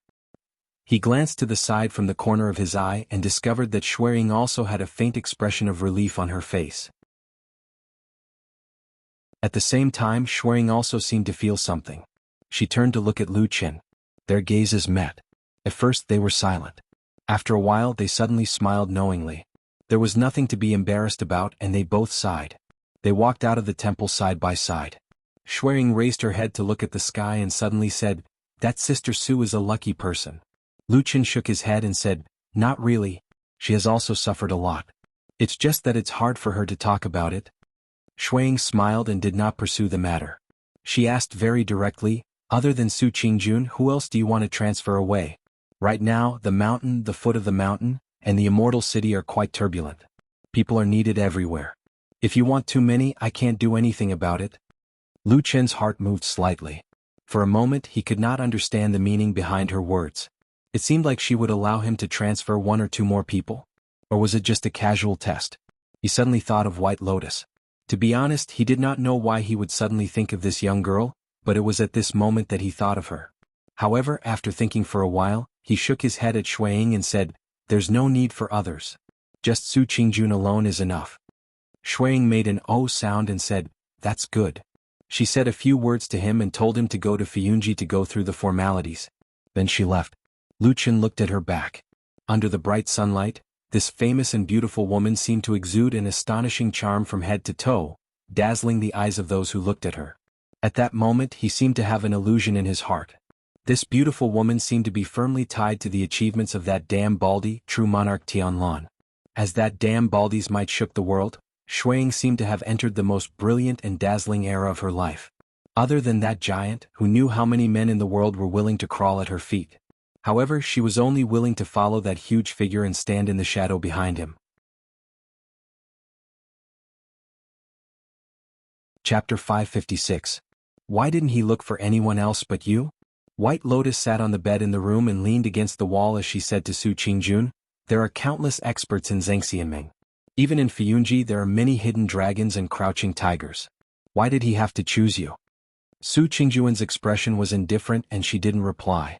She didn't seem to be happy or angry, and no one knew what she was thinking at the moment. White Lotus looked at her and continued, "As for the reason that he went to the Western continent to familiarize himself with the people of the Kunlun party, that's even more unreliable. Not to mention that the whole of Fiyunji was founded by the ancestor of the Kunlun party, Supreme Tianlan. Just look at the elite disciples transferred from the Kunlun party this time. Which one of them doesn't meet this requirement?" The beautiful girl looked a little indignant.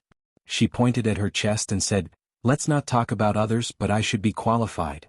Su Qingjun thought for a while and seemed to agree with White Lotus's words. She said in a low voice, "Well, what you said is not without reason." White Lotus sneered and said, "That's it. Look, there are countless people on Mount Tianlong who could do this, but Lu Chen chose you. I think there's something strange about this." Su Qingjun frowned and seemed to be a little impatient. She said, "I'm also one of the candidates who meets the requirements, and I've known Lu Chen for a long time. He was the first to think of me, so it doesn't count as—" At the end of her sentence, Su Qingjun's voice slowly lowered for some reason. After a while, she sighed softly, but her face revealed a somewhat complicated expression.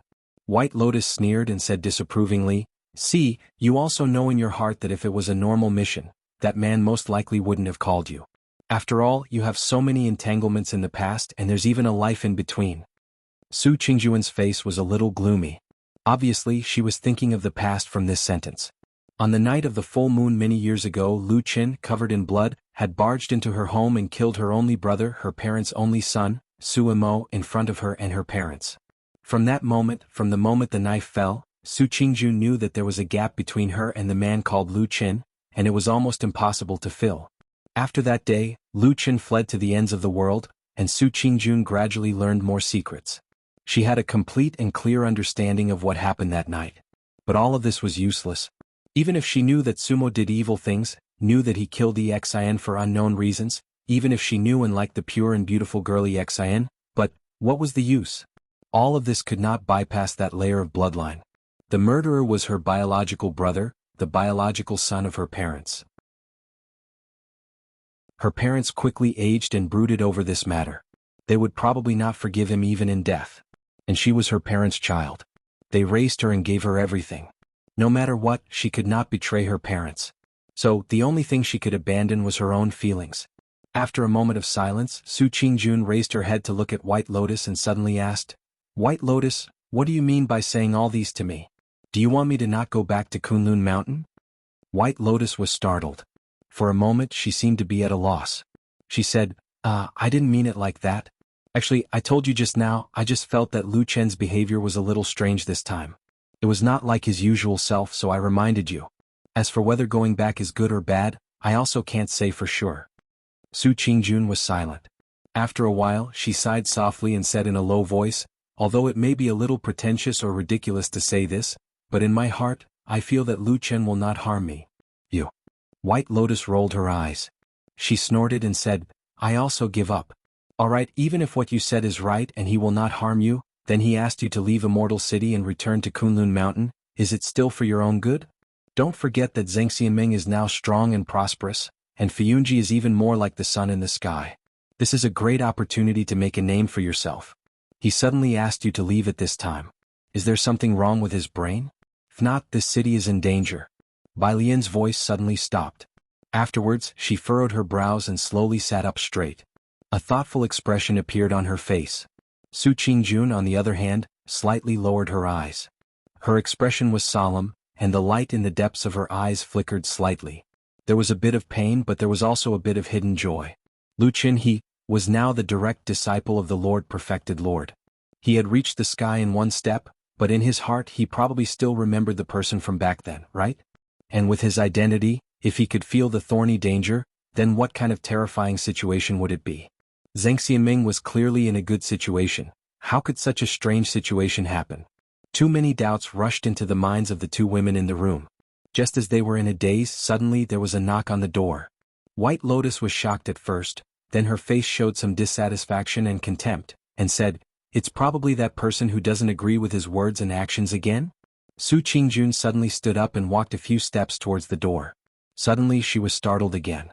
She hurriedly slowed down her steps and calmed her breathing. After letting out a long breath, she then walked forward and opened the door. The light from outside spilled in.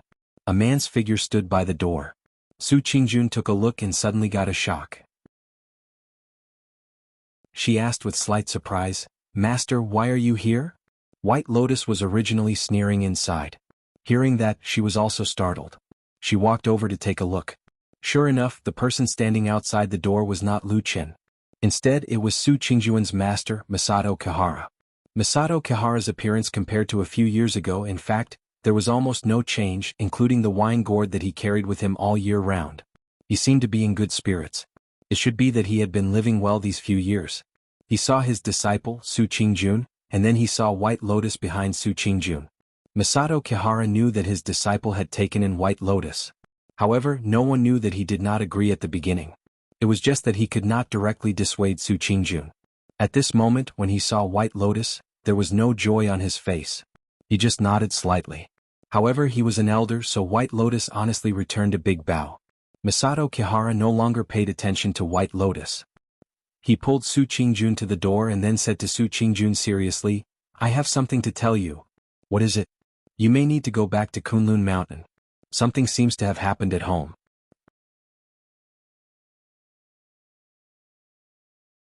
Chapter 557. Su Qingjuan's expression suddenly changed and she became nervous. She hastily asked, Master, what happened? Are my father and mother all right? Masato Kihara shook her head and said, The news just came from Fiyunji. It said that a riot has recently occurred in Kunwu City. The cause is still unknown for the time being, but in the end it caused a lot of trouble. Several aristocratic families in the city were invaded and suffered varying degrees of damage. Among them were the Bai family, the Sun family, the Lu family, the Yi family, and the Su family. Seeing that Su Qingjuan's complexion had turned pale and looked worried, Masato Kihara hastily shook her hand and said, Don't worry.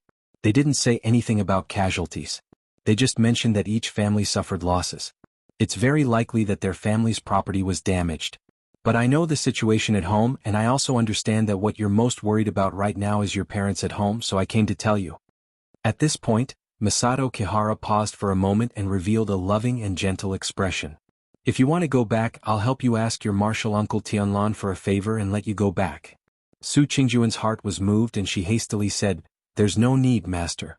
I just received a task and have to go back to Kunlun Party. It's best if we can solve the two matters at the same time. Masato Kihara was startled, but she immediately nodded and said, There's actually such a coincidence. That's good. No matter what happened at home, you should go back and take a look. Su Qingjun nodded and said, Yes, disciple understands. I'll pack my luggage now and go to Fiyunji to explain the situation. I'll go back tomorrow. Masato Kihara then pulled her to the side, carefully exhorted her, and asked if she needed any help. After Su Qingjun said that everything was fine, She smiled and told her that it was rare for her to go back and that there seemed to be nothing urgent in Immortal City recently. If no one urged her, she could stay in Kunlun City and didn't need to rush back. Su Qingjun was a bit hesitant. She glanced at Kunlun Palace Hall and asked in a low voice, "Master, this isn't good, is it?" Masato Kihara secretly sighed in her heart.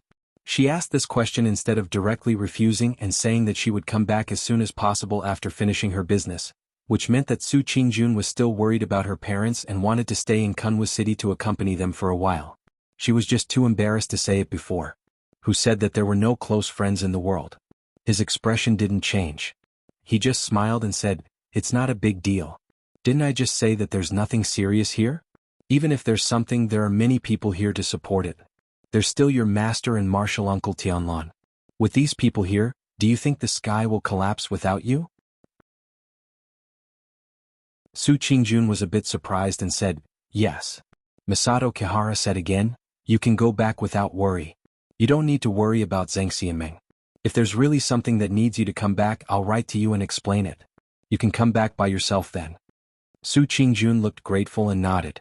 "Yes, thank you, master." Masato Kihara smiled kindly. He looked at Su Qingjun and sighed in his heart. After saying a few more words, he left. Su Qingjun turned around and returned to the room. She saw White Lotus standing on the side with a slight frown. She seemed to be thinking about something. When Su Qingjun walked over, White Lotus cast a glance at her and smiled. However, the smile seemed a bit forced. She said, "Big sister, are you going back?" Su Qingjun said, "Yes. Something happened at home. My parents are old and they don't have a son to take care of them. I'm a bit worried, so I still have to go back and have a look." White Lotus nodded. At this time she didn't say anything more. She simply said, "Then be careful on your way back. Have a safe journey." Su Qingjun took a deep look at her and said, "I know. Thank you." Masato Kihara left Su Qingjun's house and walked along the road. Soon after, he came to a fork in the road. One side was the main road. Walking forward, he could see the majestic cornice of Fuyunji Hall and Kunlun Hall. The other side was a little smaller. It turned into the depths of the forest. Looking at the direction, it was to the back of the mountain. Masato Kihara looked in the direction of the two halls. He looked calm and indifferent.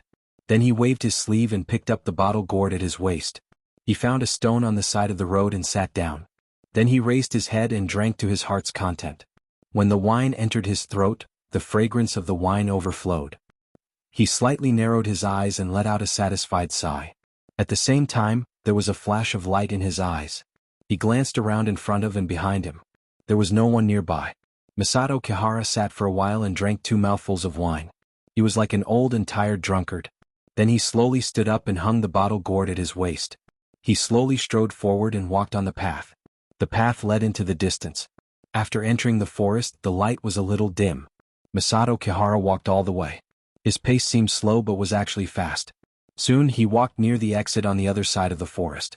At this moment, a figure suddenly came out from behind a big tree near the edge of the forest. He waved at him. Masato Kihara glanced at him. His expression didn't change. It was as if he had already expected that there would be someone here. He didn't say anything and just walked straight over. In the dim shadow of the tree stood a man who was much younger than him. However, in terms of seniority, he was actually of the same generation as him. His position in the sect and even in Zheng Xianming was probably even higher than him. There weren't many people like this. Lu Qin was one of them. Seeing Masato Kihara coming over, Lu Qin nodded to him as a greeting. Then he asked, "How is it?" Masato Kihara said, "It's fine. She promised to go back and will leave tomorrow." Lu Qin looked relieved and nodded without saying anything. Spiritual Master Muyuan looked at him and couldn't help but ask, "You were the one who told me about this. Why didn't you tell Qingjun yourself? Instead, you came to me and talked to me for half a day saying that I still owe you a favor from back then and wanted me to help you?" Lu Qin snorted and said, "Anyway, you probably forgot that favor on purpose. It's useless to talk about other things. Just use it on this." Masato Kihara spat and said angrily, "Nonsense, am I that kind of person?" Lu Qin was too lazy to pay attention to him. He just said, "I mentioned to her about going back to Kunlun Mountain." However, a few days after that, Qingjun didn't respond. Most likely she was still hesitant, or didn't dare to fully believe my words. But it's not a big deal. She should be like this. But it's different for you.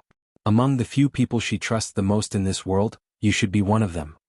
Master Muyuan smiled but subconsciously raised his head to look at the sky. Lu Chen also followed his gaze and looked up. Through the gaps between the branches and leaves of the trees, they could see the clear sky outside. White clouds floated in the blue sky. A breeze blew and the world was quiet. The weather is good. Yes. Tell her to leave early. If the weather turns bad, it may be difficult to travel. Yes. When you came to find me, did you also feel that something was wrong? I don't know whether it's right or not, but there is such an outstanding disciple behind Tetsu. It doesn't matter if I'm old, but if it's possible, I should at least leave some hope so that I can face the spirits of the ancestors in heaven. Well, she is fortunate to have a master like you.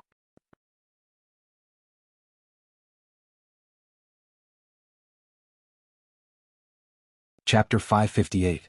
Deep within the prison of Fuyunji, Lu Qin and Shui Ying stood side by side in the quiet room. There were 5 to 6 people standing behind them. Judging from their attire, they were the elites of Fuyunji. Chen He, who had been instigated by Lu Qin, or rather forced aside with Fuyunji, was also standing expressionlessly among the crowd. As for Lu Chen's trusted aide Old Ma, he was also here. However, he was standing at the back of the crowd. His brows were tightly furrowed as though he had a lot on his mind. Everyone's gaze was looking forward. The room was filled with a thick and unpleasant stench of blood. The place was brightly lit, but most of the time, it did not make one feel happy. Oppression and terror were the main themes of the place. This was the interrogation room of Fuyunji. Other than the people here, there were many torture tools. With the reputation of Fuyunji, this was a dark place that outsiders did not know about. Perhaps it was because of the fear of reputation that, other than the reliable and trustworthy members of Fuyunji's main hall, even the righteous people of Zhangxianmeng, or the elite disciples of the Kunlun party and other famous factions were not allowed to step into this place. All the people of Fuyunji who were standing were silent. However, there were beast-like panting and painful moans in the room. A few people were interrogating a prisoner in the middle of the room. From the messy hair and wounds, one could see the outline of that person's face. It was Fan Tue, the devil cult sorcerer who was captured a few days ago. The people at the side did not look like fiends. In fact, most of the time, the faces of these people who were interrogating Fan Tue were cold and numb. Perhaps only those who were truly numb to life and pain could work in such a dark and terrifying place. They continued to inflict pain on Fan Tue's body expressionlessly. When they reached their limit, the prisoner screamed continuously. His screams suddenly became louder and then suddenly stopped. Then, his head tilted to the side and he fell unconscious. Those people stopped what they were doing and turned to look at Shui Ying and Lu Chen. However, the two of them didn't seem to have any change in their expressions. Instead, the people standing behind them began to stir. Chen He, who was in the crowd, looked toward Fan Tue with a complicated gaze. He then glanced at Lu Chen's back as though he wanted to say something. However, in the end, he pursed his lips tightly and did not say a word. Fan Tue had clearly said everything that needed to be said. If he did not say anything in such a situation, it was likely that he had nothing else to say. He could see this situation and he felt that the people around him could see it as well. There was no need to torture him anymore. However, it was one thing to see it, but it was another to say it out loud. Even though there was a commotion in the crowd around him at the start, no one said a word until now. Hence, the gazes of the people at the front and back all landed on the man and woman, waiting for their decision. Shui Ying didn't say anything and neither did Lu Chen. It seemed as if they didn't care about this matter at all, causing this awkward silence to persist for a while. It also caused the atmosphere in the room to become inexplicably tense. In the past, there would undoubtedly only be one person who could make the final decision in such a situation. No one had any objections and the person who should speak would not back down. Fuyunji had always been a swift and decisive hall. However, the situation had changed. Was this change good or bad? It was definitely good. Even if there was a little bad, no one would say anything. This was because this was the decision of the High and Mighty Lord True Lord. Perhaps there were some people who thought further. True Lord Tianlan had sent his only personal disciple, who was also the future successor of all his businesses, to Fuyunji. Even though he was only assisting Shui Ying on the surface, could it be possible that he was dissatisfied with the current situation in Fuyunji? What was the old man thinking in his heart? The awkward stalemate continued. The gazes of the two people continued to look forward calmly, as though they were waiting for the people around them to speak. Compared to the silence of the two, the expressions of the people around them started to stiffen. They looked at each other with worried gazes. Even the few executioners at the front with cold expressions looked over in shock. No one knew how much time had passed, but no one cared about the unconscious Fan Tue on the ground. Or rather, the people beside him did not know if they should care about him. They were also intimidated by the cold and stiff atmosphere and did not dare to open their mouths. Finally, Shuang moved her head slightly. Then she turned around to look at Lu Qin. Lu Qin also moved his body. He was very polite to this senior of Fiyunji. There was even a hint of a smile on his face. "Junior Lu, what do you think we should do next?" Lu Qin thought for a moment and said, "I will leave everything to Hall Master Shui." Shuang looked at him and nodded. After a moment of silence, she said, "I think that this person should have told us everything he knows. We will not be able to get anything out of him even if we continue to question him. Hence, I think that we should temporarily detain this person. We will continue to pursue the demon of the devil cult and the missing elder ghost. What do you think?" "Very good," Lu Qin said. Shuang waved her hand. The people around her immediately heaved a sigh of relief. The atmosphere in the room also became much more relaxed. The few executioners bowed to Shuang and Lu Qin. Then they hurriedly lifted the unconscious Fan Tue and walked out of the interrogation room. Following that, Shuang also led her people toward the door and prepared to leave. However, just as she was about to reach the door, she suddenly heard Lu Qin's voice coming from behind her. He said, "Hall Master Shui, actually there is another matter. Master has asked me once over the past 2 days. He said that even though the situation has been settled and the devil cult has been defeated, the main culprit, Elder Ghost, has yet to be brought to justice. This is a fly in the ointment. He asked me to ask you about when we will be able to capture him." Shui Ying's body suddenly paused. Her footsteps came to a halt. The few experts from the floating cloud division behind her also revealed a subtle expression. The surrounding atmosphere once again became quiet. However, this time the silence did not last for long. Shui Ying quickly replied, "I have already reported this matter to the Lord." "Did he not tell you?" Lu Qin shook his head and said, "He indeed did not tell him." Shui Ying said, "I have already informed the Lord of the entire situation. He knows what to do. Junior brother Lu, is there anything else?" Lu Qin smiled and said, "There is nothing else. Take care, Hall Master Shui." Shui Ying nodded and led her people out. Only Lu Qin and Old Ma were left in the room. Old Ma slowly walked over from a corner. He pursed his lips and looked at the empty doorway. He lowered his voice and said to Lu Qin, "This person is not to be trifled with." Lu Qin's expression did not change. He said, "I know." Old Ma sneered and said, "You knew and still went to provoke her?" Lu Qin said indifferently, "Do you know why she suddenly called me Junior Brother Lu recently?" Old Ma was startled. He frowned and said, "It can't be." Lu Qin sneered.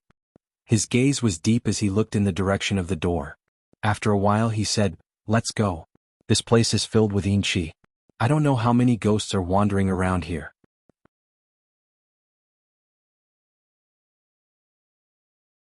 Chapter 559.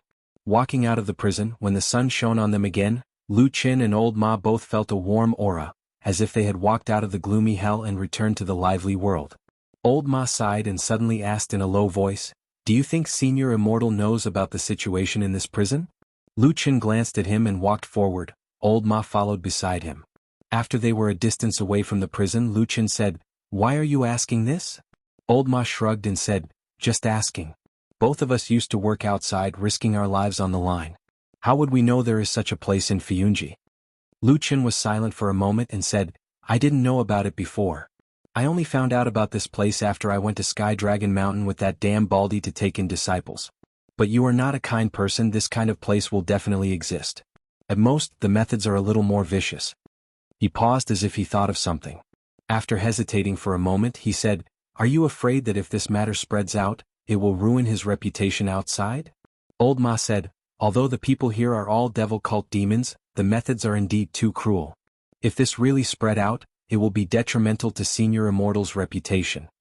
Lu Qin thought for a moment and said, "Whether that Baldy of mine has been here, or whether he knows that Shui Ying and the others from Fiyunji are torturing the devil cult people here, I don't know. In my opinion, he probably doesn't know, but it's not that he was deceived. I mean, that damn Baldy probably doesn't care to know." Old Ma was startled and asked with some doubt, "What do you mean?" Lu Qin said indifferently, "In my opinion, he probably doesn't care about the life and death of these people, and he can't be bothered to come here. To him, the most important thing is the result. As long as Fiyunji tells him the result of the interrogation, it's fine. As for what happens during the interrogation, he probably doesn't care at all. He glanced at old Ma and said, those evil faction, evil people's life and death, suffering, all kinds of horrible scenes where life is worse than death in my bald-headed Sherfu's heart, it doesn't have any weight at all.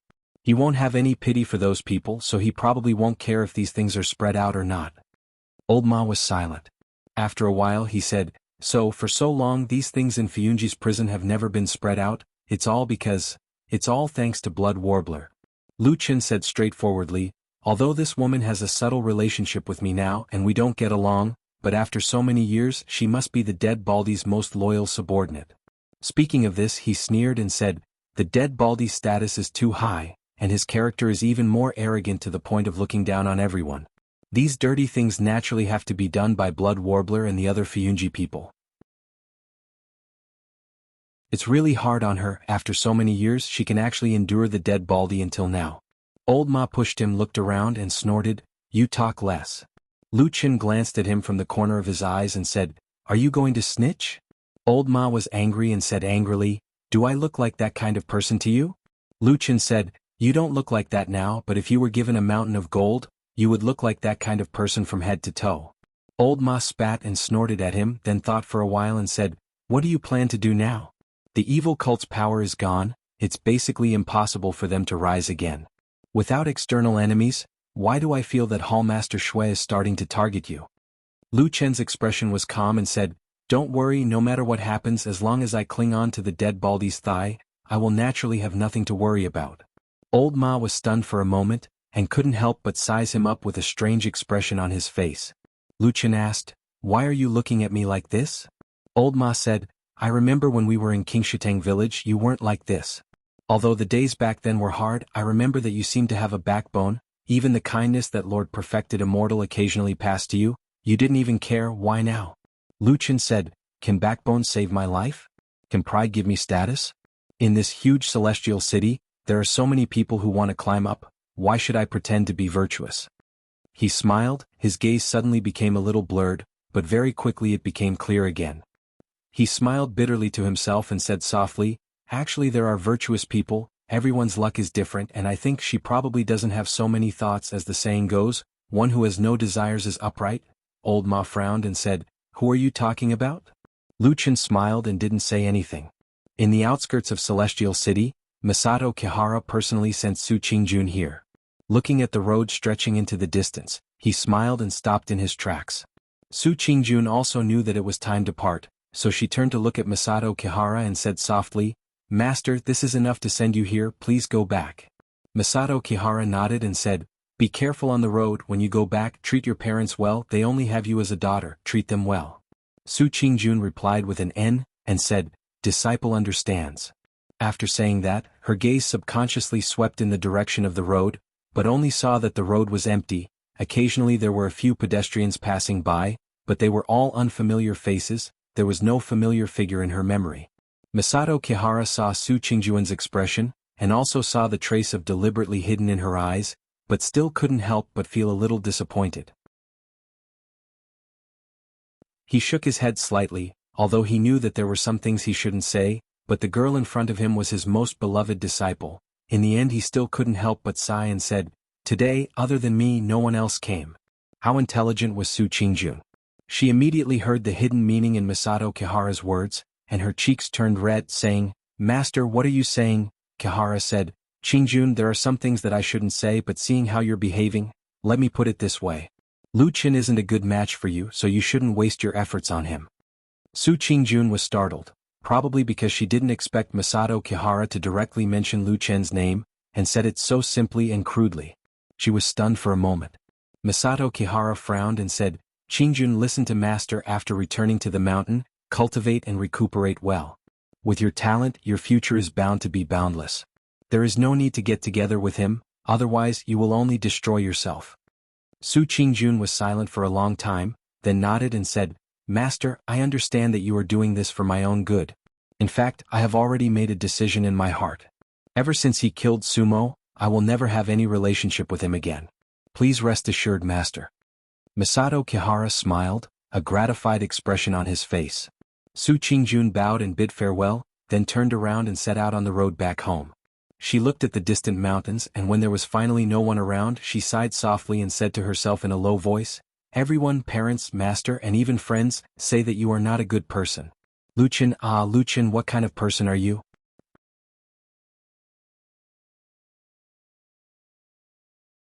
Chapter 560. In the starry hall, Supreme Guyu sat alone in the main hall, looking up at the strange starry sky map carved on the dome of the main hall. Her expression was slightly complicated, her eyes flickered slightly, and she was silent. At the entrance of the main hall, two children stood by the door and waited. From time to time they would look back into the main hall, but every time they saw almost the same scene. They then looked at each other and saw the helplessness in each other's eyes. At this moment, footsteps sounded. The two children turned around and saw a middle-aged man in a Taoist robe striding over from outside the starry hall.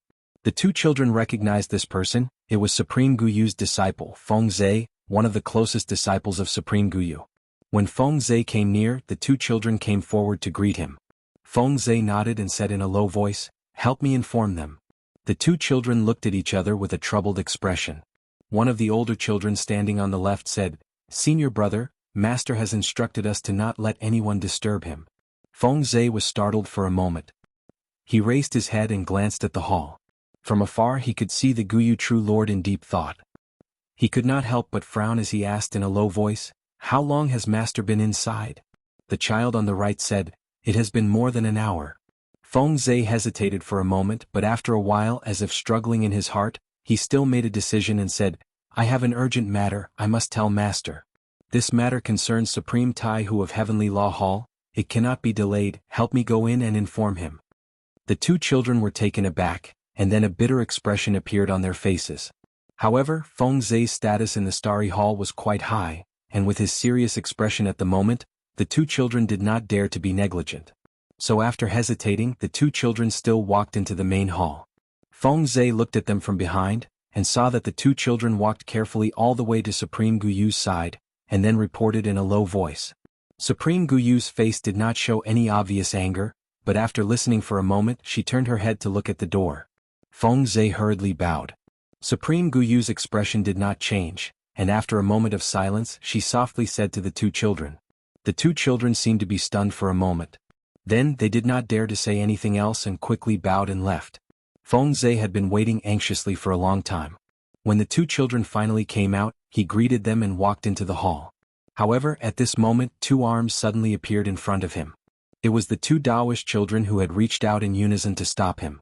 Feng Zhe was stunned and asked in surprise, "What are you doing?"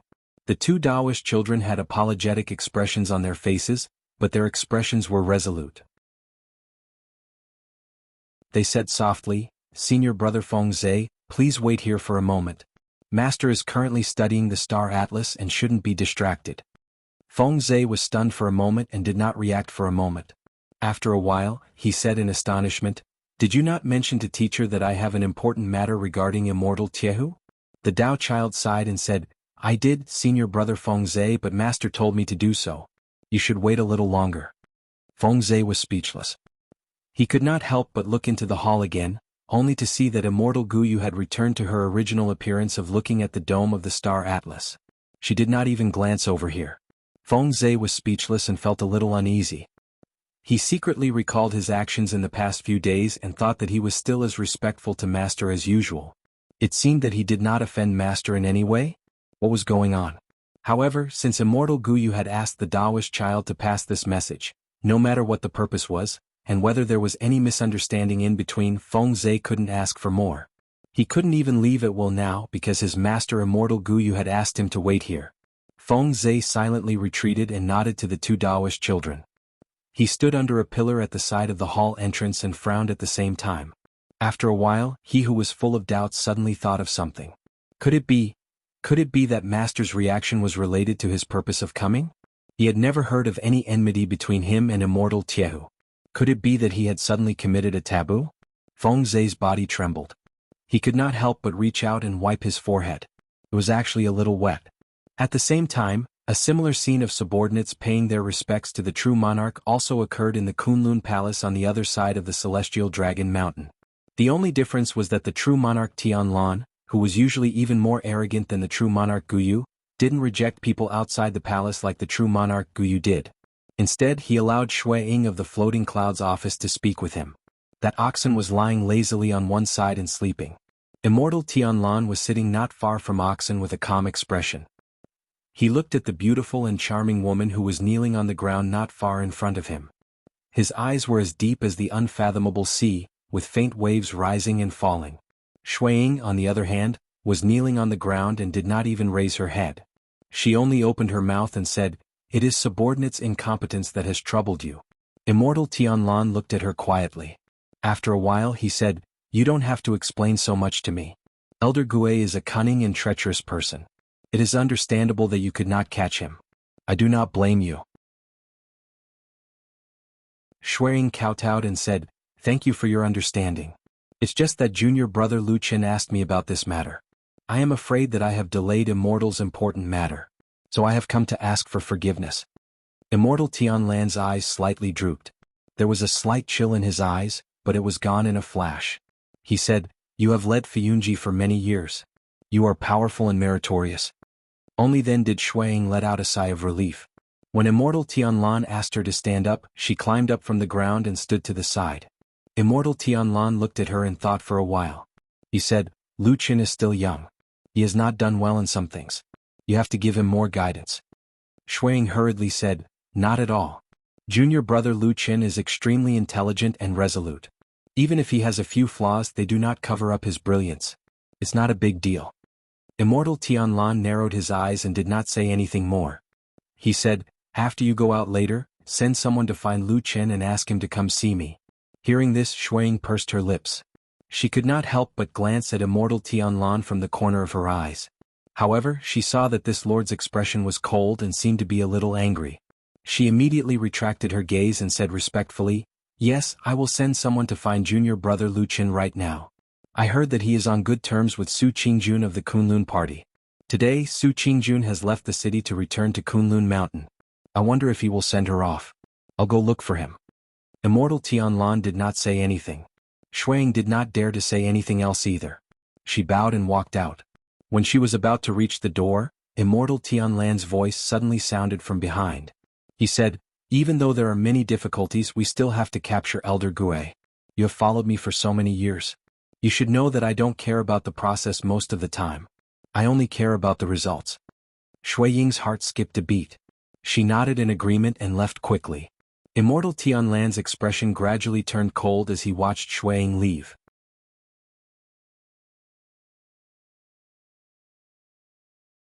Chapter 561. The news of Supreme Guyu attacking his disciple, Feng Zhe, was not known to the outside world for the time being, but it had begun to slowly spread within the Starry Hall. This news surprised many people and they discussed it in private, but no one would stand up for him, because Feng Zhe was still punished to kneel outside the Starry Hall to beg for forgiveness. This matter actually happened not too long ago, and the outside world did not know about it because it was still a short time, and the news had not spread yet. However, for Fiyunji, which valued all kinds of information the most in Zhangxianming, and almost everywhere, they still got the news very quickly. In the past, such secret information involving the level of deity transformation was also a taboo in Fiyunji. Generally, when intelligence was handed over, it would only be passed to two people in the end. One was, of course, Supreme Tianlan, and the other was Shui Ying, who was in charge of Fiyunji. However, at present, after Supreme Tianlan personally confirmed it, there was one more person who could see the highest secret information, and that was Lu Qin. At this moment, Lu Qin received such a sealed envelope that was delivered by a special person. Before this, Old Ma was accompanying him to talk about something. After seeing the appearance of the letter, which basically had no extra traces on the surface, but the envelope was khaki and looked very old-fashioned, the expression on Old Ma's face immediately became serious. He took a few steps back and kept a distance from Lu Qin. Lu Qin glanced at Old Ma and nodded slightly. Without more hesitation, he directly tore open the seal and took out the letter to read. Old Ma looked at him from the side and saw that Lu Qin's face was calm. His eyes swept over the letter slightly, and from beginning to end, there was no change in his expression. After reading in silence, Lu Qin silently put the letter back into the envelope and held it in his hand. After a moment of silence, suddenly a flame rose from his hand and ignited the letter. Then it burned quickly and soon the letter was burned to ashes.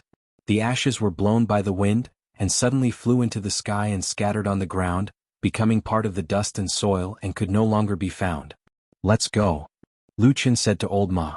Old Ma nodded and walked over, walking side by side with Lu Qin, but from beginning to end he did not ask a word. After walking for a while, Lu Qin suddenly asked Old Ma, "Are you familiar with the situation at Starry Hall?" Old Ma thought for a moment and said, "I know a little." "What do you want to ask?" Lu Qin pondered for a moment and said, "Just tell me casually. Although I have learned a little before, after all, I haven't been back for a long time, and most of my energy is in Fiyunji. There are many things that I can't take care of at the moment." Of course, it was not a whim of Lu Qin to suddenly ask about the situation at Starry Hall. Old Ma understood in his heart that most of the news in the secret letter was related to Starry Hall, and according to the level of the secret letter, it must also involve the news of Immortal Guyu of Starry Hall. Those who had managed to survive in the Floating Clouds office to this day were not fools. Most of them were smart people. Old Ma quickly understood this matter. Then he thought about it on a deeper level. If he could think of this, how could Lu Qin not think of it? But Lu Qin still asked him very calmly. In fact, this was tantamount to telling him something tactfully, and it was also tantamount to expressing trust in him from another perspective. Old Ma bowed his head slightly, and there was some warmth in his heart. Then he decided to say everything he knew. Starry Hall has always been in a relatively detached position in the eyes of the major halls in Zhangxiaming. In terms of strength and influence, the Starry Hall has never been prominent. Not to mention our Floating Clouds department, which is like the sun at high noon. Even compared to the Heavenly Law Hall and the Great Chancellor Courtyard, their prestige is still much smaller. However, after all, there is still Immortal Guyu of Soul Formation in Starry Hall, and the other 5 immortals are also very respectful to Immortal Guyu. So, although Starry Hall does not fight for big things, they also have a share in small things and some benefits that should be there. Their days are still quite good. Lu Qin nodded slightly and did not speak.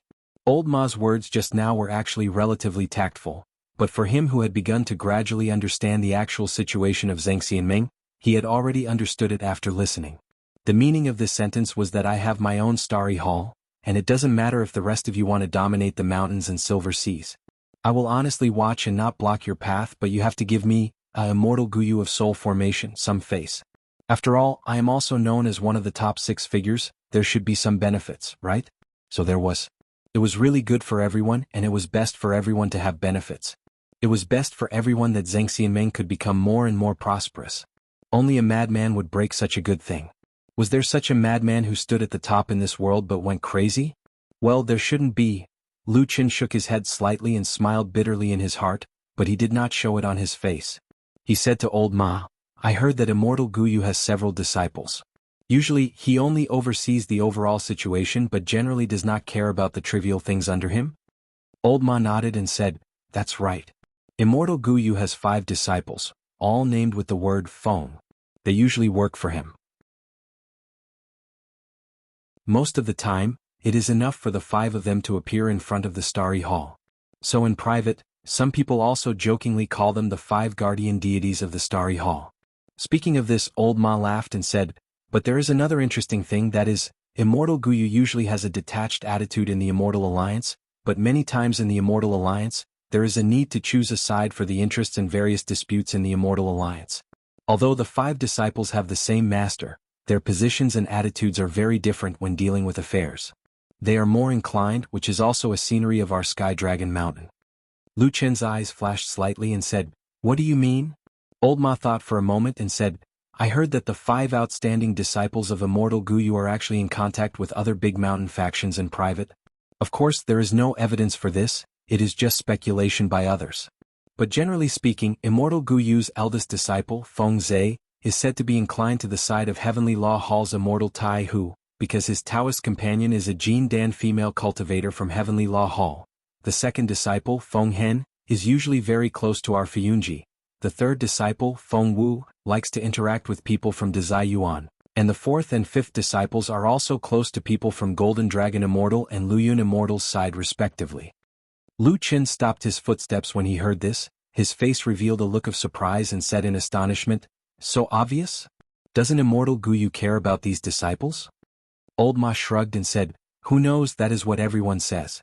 Maybe Immortal Guyu has the pearl of wisdom in his hands and is too lazy to care about these small things." Lu Qin pondered for a moment and asked, "Then usually which disciple does immortal Guyu trust the most?" Old Ma thought for a moment and said, "I heard that the eldest disciple, Feng Zhe, is the most talented and capable. Immortal Guyu likes him the most." Lu Qin let out a ha sound and suddenly laughed, his face revealing a meaningful smile.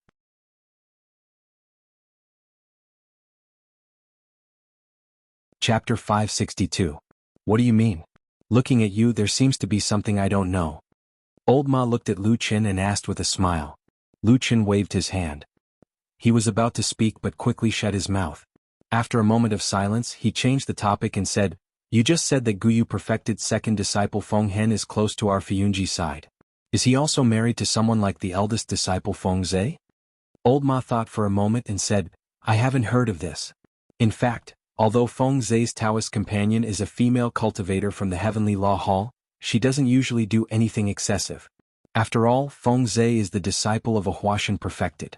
It's just that with this layer of relationship, once there is something related to interests, Feng Zhe will naturally be biased towards the Heavenly Law Hall. This is also human nature."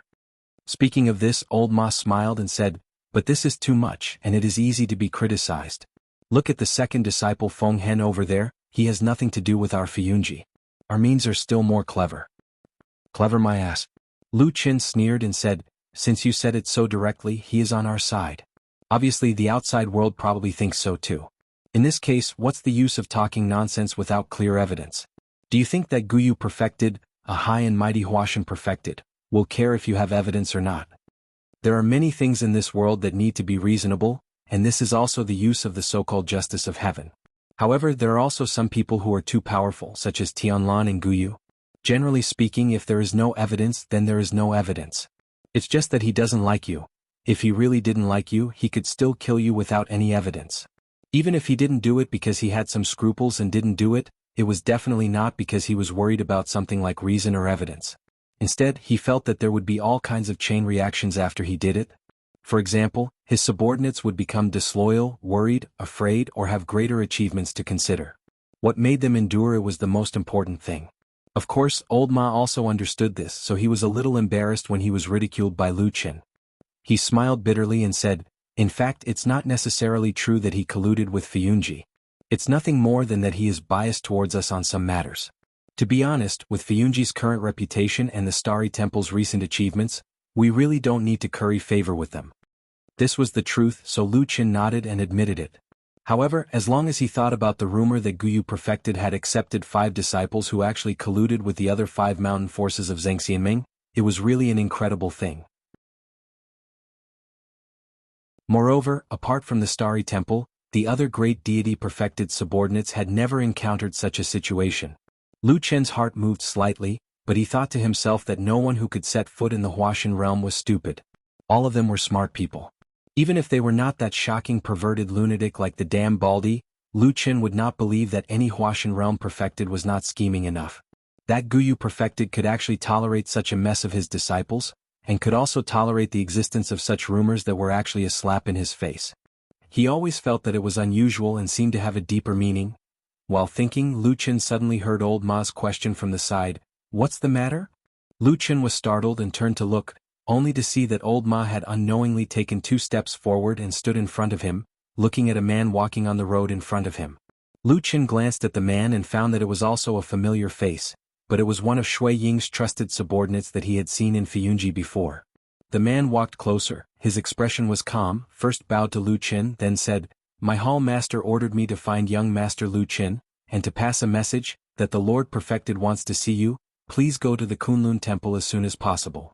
Old Ma turned to look at Lu Qin. Lu Qin also had a surprised expression on his face, but he quickly calmed down, nodded and said, "Okay, I will go immediately."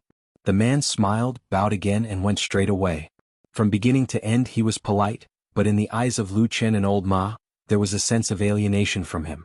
After waiting for a while, when the man walked far away, Lu Qin suddenly said, "That man just now didn't like me, did he?" Old Ma rolled his eyes and said snappily, "How would I know? He was so polite to you, it's good enough.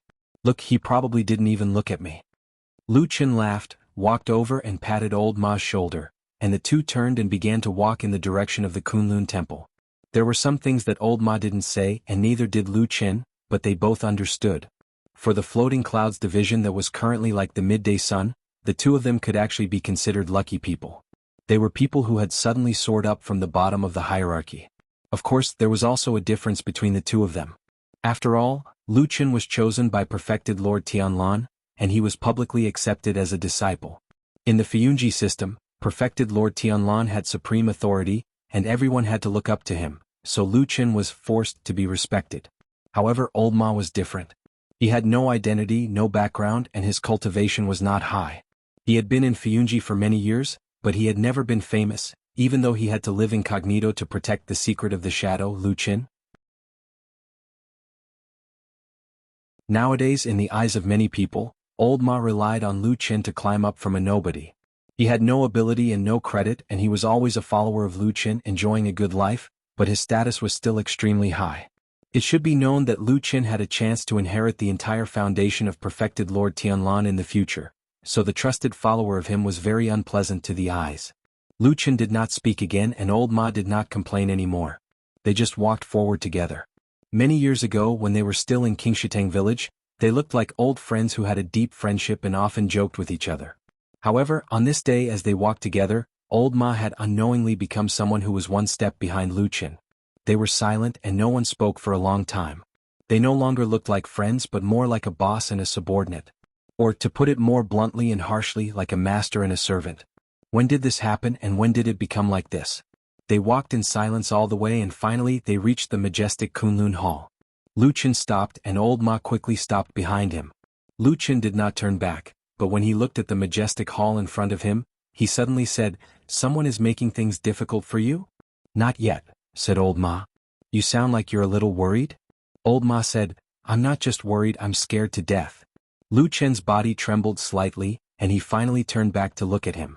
Old Ma sighed and said, "I always feel that I can only be at ease when I'm with you every day. Other times I don't even dare to sleep." The muscles on Lu Qin's face twitched slightly.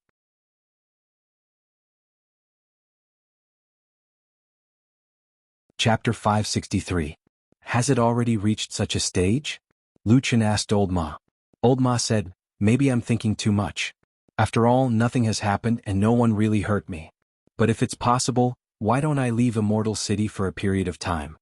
Lu Qin was startled.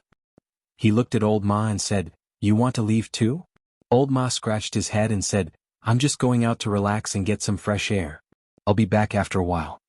Lu Qin stared at him for a long time.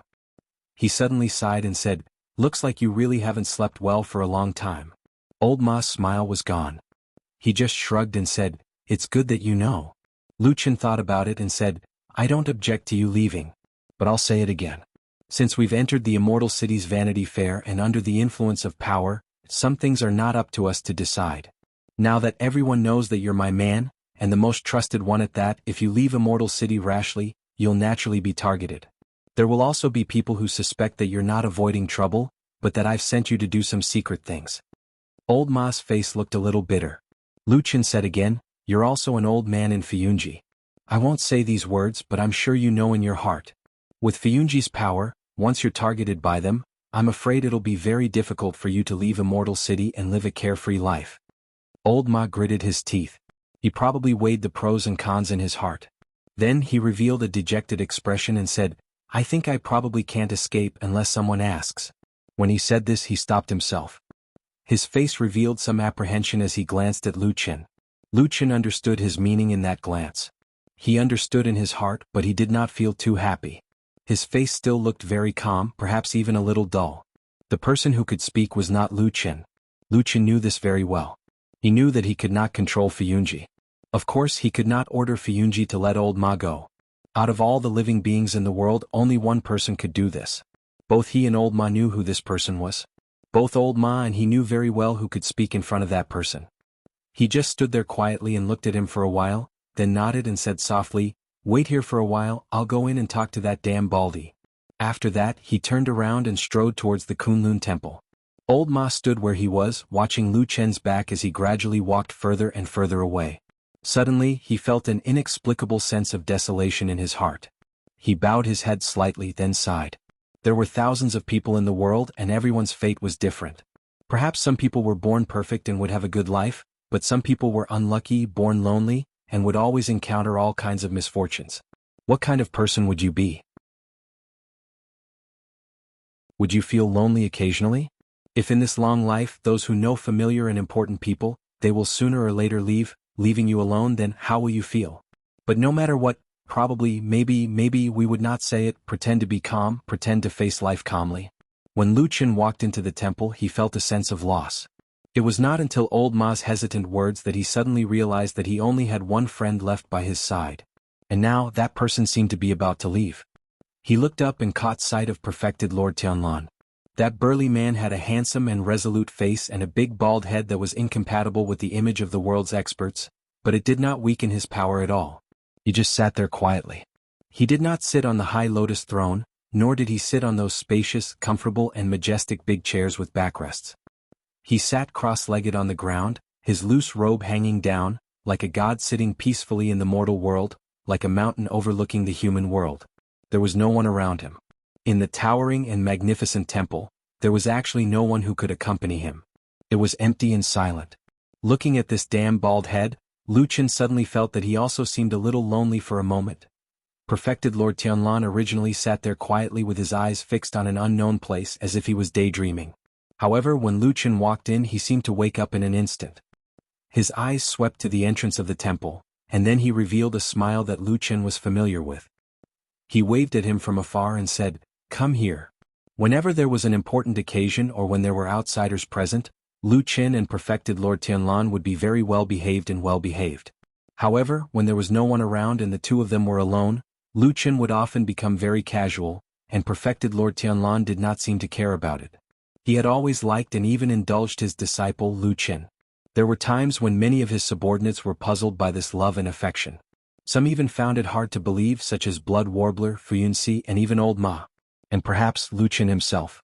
Lu Qin walked straight to perfected Lord Tianlan and did not stop until he was a few feet away from him. Smiling, perfected Lord Tianlan pointed to the ground and said gently, "Sit down." Looking at his body, Lu Qin suddenly had a somewhat nasty guess. He thought, could it be that this damn bald head is too fat and heavy, and the chair will collapse if he sits on it? That's why he likes to sit on the ground. Of course, this idea was simply nonsense and not worth refuting. Even Lu Qin did not believe it at all. As a dignified perfected lord of the divine transformation realm, there was nothing he couldn't do. Why would he have such concerns? However, Lu Qin seemed to have some irrepressible impulse or an inexplicable feeling in his heart today. He just liked to think this way. Of course, on the surface he still sat down very calmly. Perfected Lord Tianlan nodded. When he was about to say something, he glanced at Lu Qin's calm face and suddenly paused. Then a trace of surprise flashed across his face, but he changed his tone and asked, "What's wrong? You seem to be in a bad mood today?" Although Lu Qin had long known that the damned Baldy was omnipotent and almost omnipotent, he still felt as if he could see through people's minds with just a glance. Lu Qin still felt his heart churning. Then he suddenly felt a little annoyed. Instead of answering perfected Lord Tianlan's question, he frowned and asked, "Hey, can I ask you something?" Perfected Lord Tianlan raised his eyebrows, but with some curiosity and a faint smile, he said indifferently, "Sure, go ahead." Just as he straightened his back and sorted out his emotions, ready to answer his closest disciple, who was also his most rebellious person, and what kind of strange, inexplicable, or even earth-shattering question he heard Lu Qin say, "How have you been recently?" Perfected Lord Tianlan was stunned for a moment. At that moment his mood was very complicated. It should be noted that he had been prepared to face difficulties and even thought about how he should respond when Lu Qin asked all kinds of tricky and difficult questions and even his deepest secrets. However, he did not expect that he would hear such an ordinary question. "How have you been recently?" Perfected Lord Tianlan snorted and looked a little displeased. But suddenly his eyes flickered. How could he be so easily fooled given his intellect, his unparalleled wisdom, and his astounding talent and strategy? How could this question be so simple? Perfected Lord Tianlan calmed down and thought about it carefully. Then he asked Lu Qin cautiously, "What did you mean by the standard of living well?" Lu Qin was speechless and dumbfounded.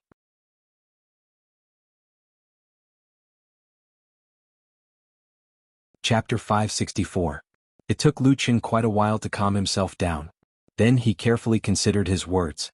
In the end, he said to perfected Lord Tianlan with some uncertainty and a bit of a probing tone, "Perhaps, you're having a good time recently?" Do you feel very happy? Perfected Lord Tianlan was stunned for a moment. Then he realized that he had probably overreacted. This rebellious disciple of his did not seem to have any weird thoughts just now. Instead, he had asked the most ordinary question. He had thought too much. The atmosphere was a little awkward. However, there was a saying that true experts did not have awkwardness. Even if they did, they could throw it to others. Therefore, Perfected Lord Tianlan said very calmly, "Oh, that should be okay." "Okay. You mean that you're having a good time and are very happy?" Lu Chen actually asked again. Perfected Lord Tianlan was a little impatient. However, he always seemed to have a special endurance when facing Lu Chen. Therefore, he actually thought about it again. As a result, he actually thought about it for quite a while, and a look of hesitation appeared on his face. After a while, he frowned and said to Lu Chen seriously, "I didn't think so at first.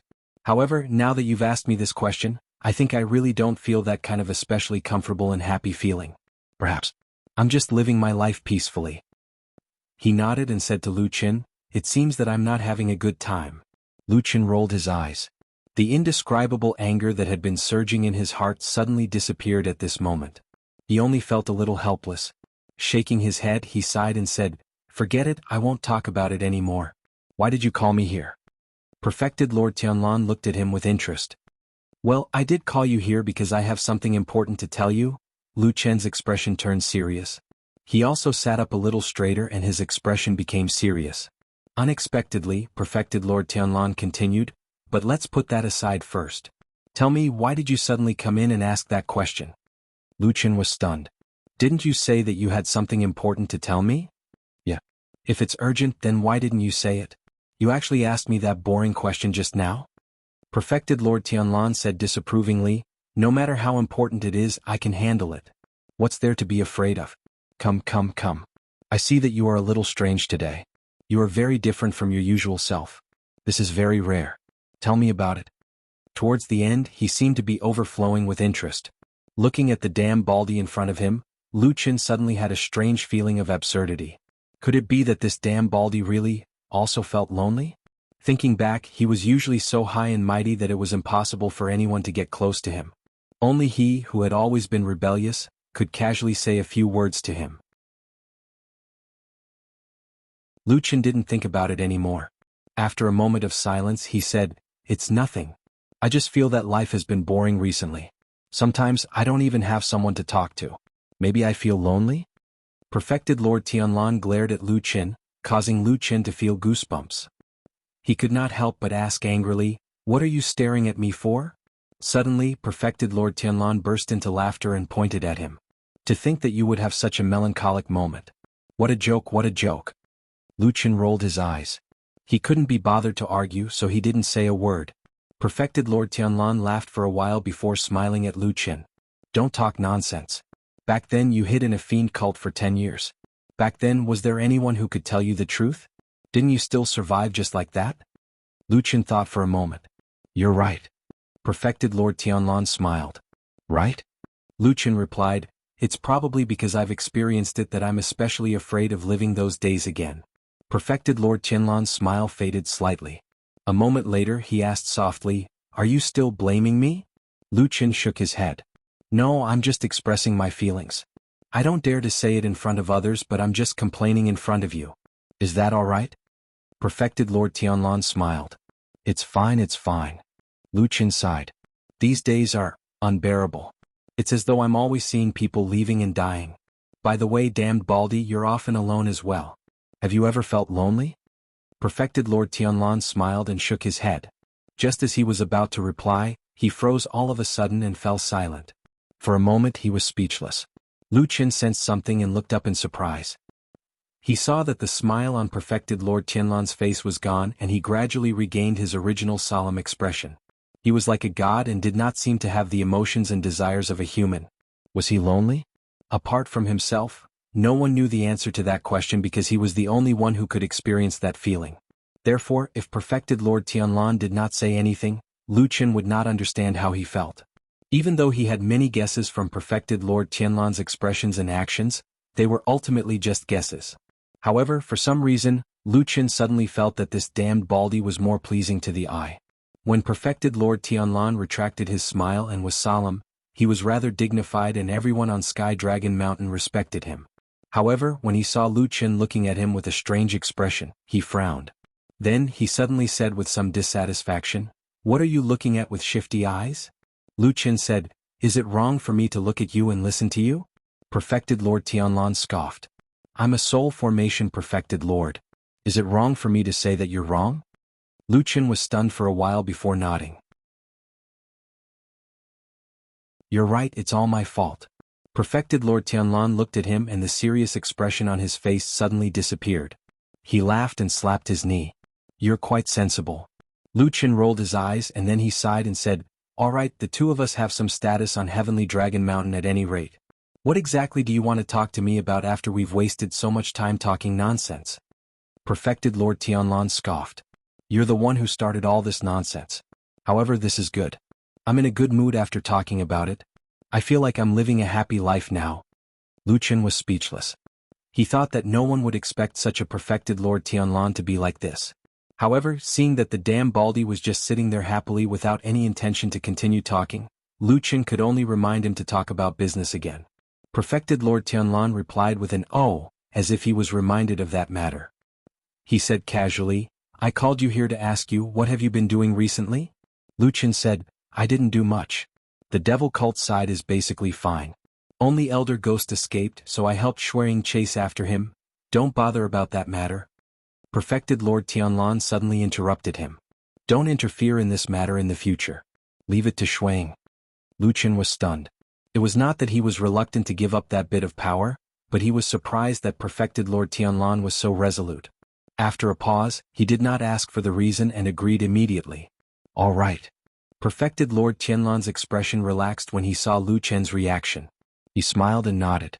"All right, that's all. You can go now." Lu Chen was stunned for a moment. "That's all?" "Yes, that's all. That's all." Lu Chen said. "All right, but I still have something to tell you."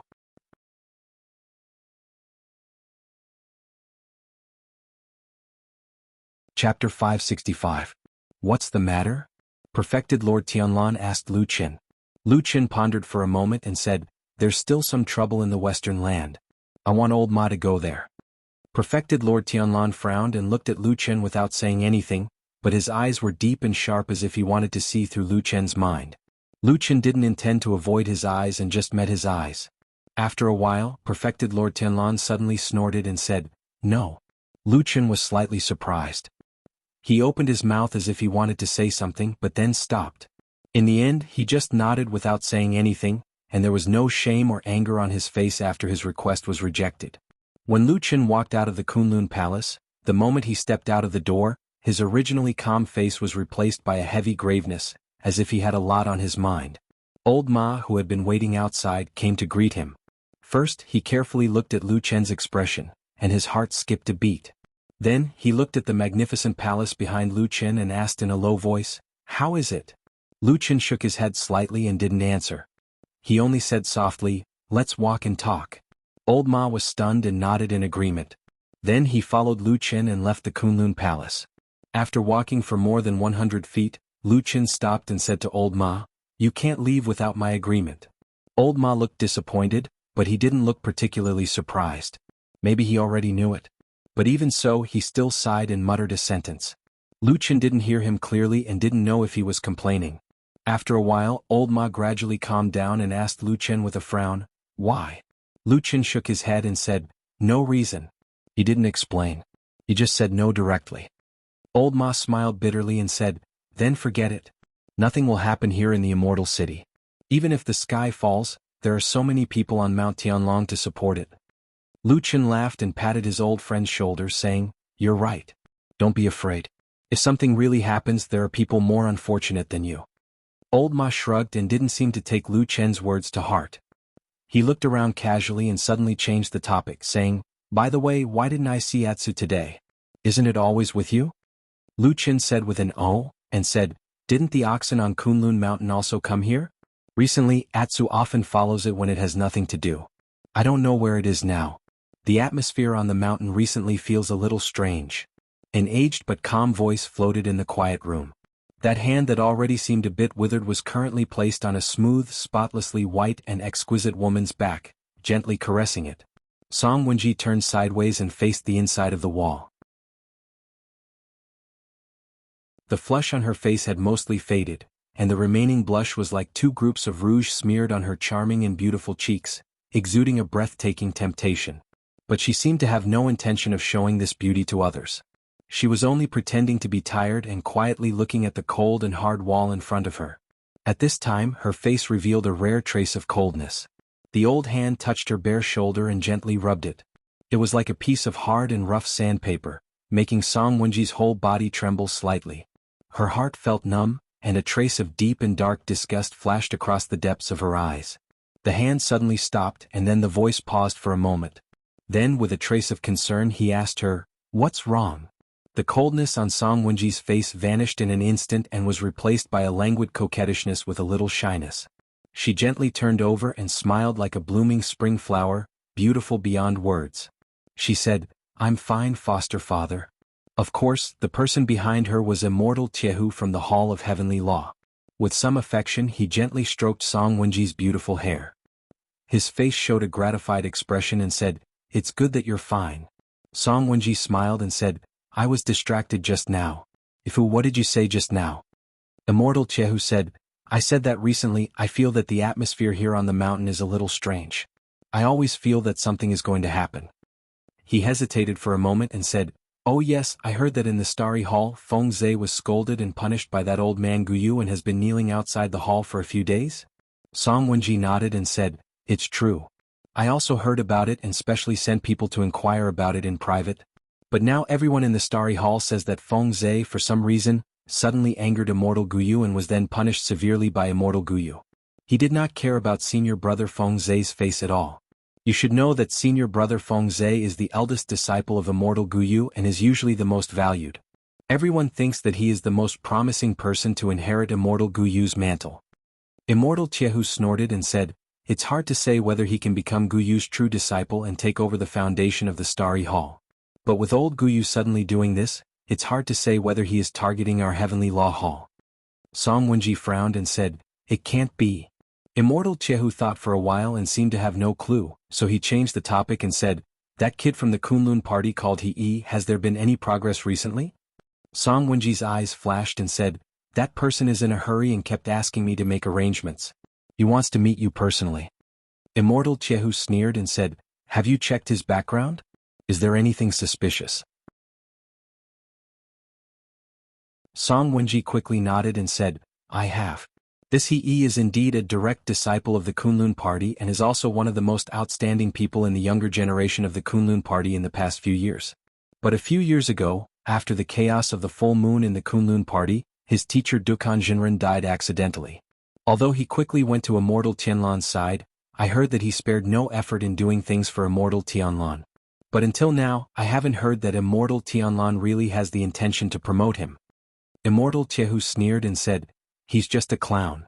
What kind of person is Tianlan? Why would he like him?" Song Wenji raised her eyebrows slightly. "Then, foster father, are you saying that he's depressed because he can't get what he wants? That's why he's secretly relying on us?" Immortal Tiehu thought for a moment and said, "It has been difficult for us to get a nail in Fuyunji and the Kunlun party.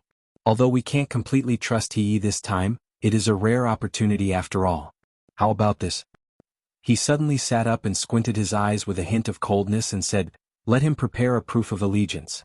If he is sincere, I will meet him and guarantee him a bright future." "Proof of allegiance? What is it?" Song Wenji's eyes flashed and asked in a low voice. Immortal Tiehu sneered and said, "He naturally knows."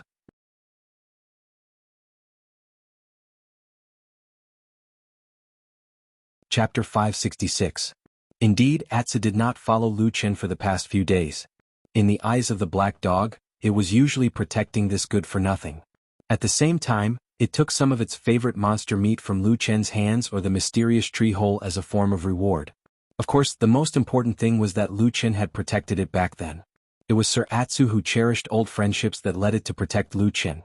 However, even though Atsu's strength had greatly increased after its transformation into a holy beast, it had to admit that although Lu Chen did not seem to have changed much on the surface, he gave off a different vibe than before. It was probably a very intimidating vibe. Ordinary people, even people like Old Ma who were close to Lu Qin, would not notice this. It was only in front of Atsu that Lu Qin would sometimes let down his guard a little and reveal that slightly terrifying aura. Atsu was no stranger to that kind of aura. It had felt that murderous aura several times before.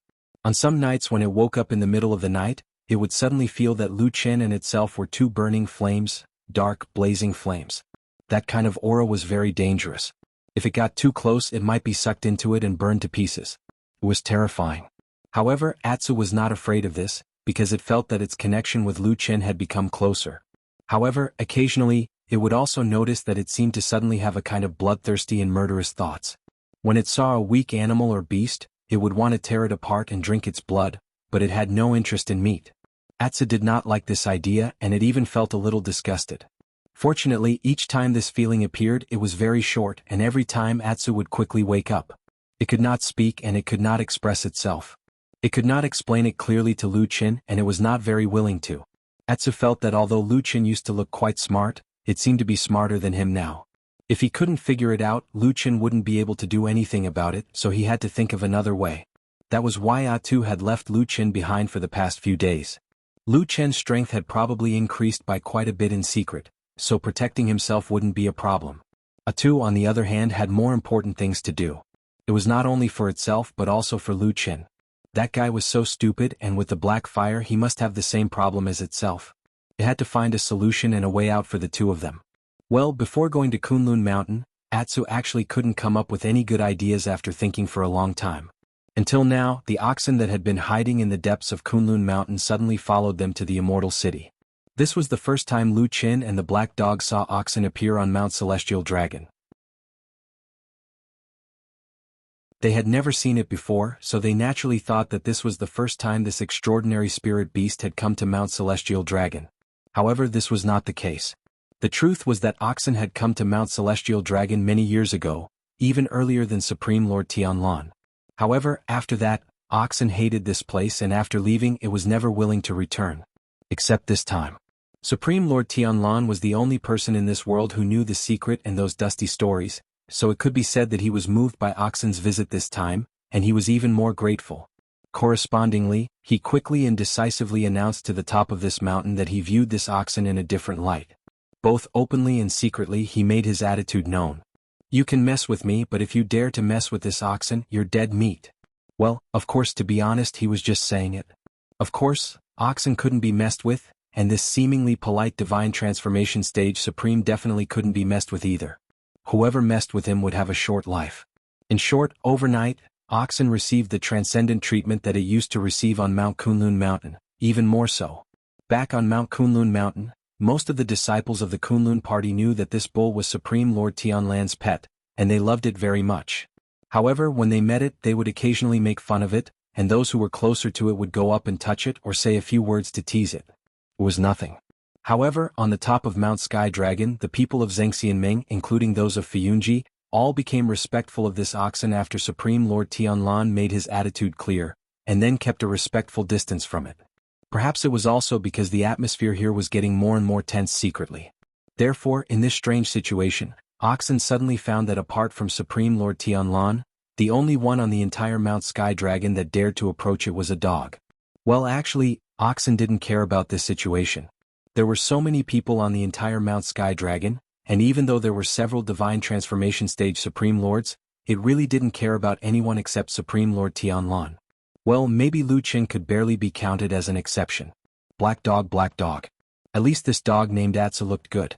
In terms of seniority, it was a good dog that had come to its side when it was on Mount Kunlun, and it was a good dog that had good eyesight and was eager to be its follower.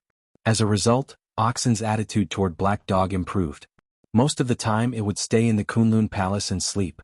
Atsu would also come to accompany it, but it didn't dare to enter the palace because it had been kicked out by Supreme Lord Tianlan before. Atsu was very smart. It knew who it should be afraid of, and who it shouldn't be afraid of.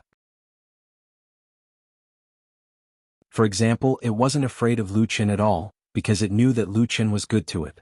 Even if Lu Qin scolded it on a daily basis, he wouldn't harm it. However, that damn Baldy was different. If it angered him, he might really trample it to death. Oxen quickly sensed this, so it started to walk out of the palace. Then it calmly brought Black Dog around Mount Tianlong. The people on Mount Zhangxianmeng all retreated. Often, a cow and a dog could be seen walking on the main road, while a group of people hid by the roadside and looked at them curiously. Oxen turned a blind eye to this, and Atsu was very happy. Felt very cool. Then Atsu didn't have enough composure, so it laughed and expressed it. Oxen was very disdainful of this, but it didn't care. Later it started to walk down Mount Tianlong with Atsu and wander around Immortal City. Oxen and Black Dog's body shape was very eye-catching and prominent. At first glance, it was obvious that they weren't ordinary water buffaloes and native dogs. Their skin color, their body shape, and their spirit, it was obvious that they were either spirit beasts or rare spiritual creatures. If they were captured, they would be worth a lot of money. Therefore, it instantly attracted the attention of countless people, and many people made a move. A small half of these people were crushed and killed by Oxen and Atsu, while the other half were killed by the people of Zhangxianmeng and Fuyunji, who were full of disdain and contempt. Most of the time they would even curse, "Spirit beast who dare to strut around on the streets of Immortal City like this, how dare you have the guts to have evil thoughts?" What he said made a lot of sense. Beasts were stronger than humans. This reality was quickly accepted and acknowledged by everyone. Then when Oxen and Atsu walked on the streets, no one dared to stop them anymore. Instead, everyone hid far away. Until one day when Oxen and Atsu walked on a long street, Atsu was chewing on a meat bone that it had picked up from God knows where, when it saw Oxen suddenly stop in its tracks. Atsu looked out in surprise, and saw a place in front of them that was surrounded by layers of cloth. Oxen looked at that place, and it was rare for him to be silent for a long time. Then it suddenly took a step forward and walked behind the curtain. In a secluded corner of the street, a pair of bright and clear eyes looked at Oxen's back, and a trace of coldness flashed across its eyes.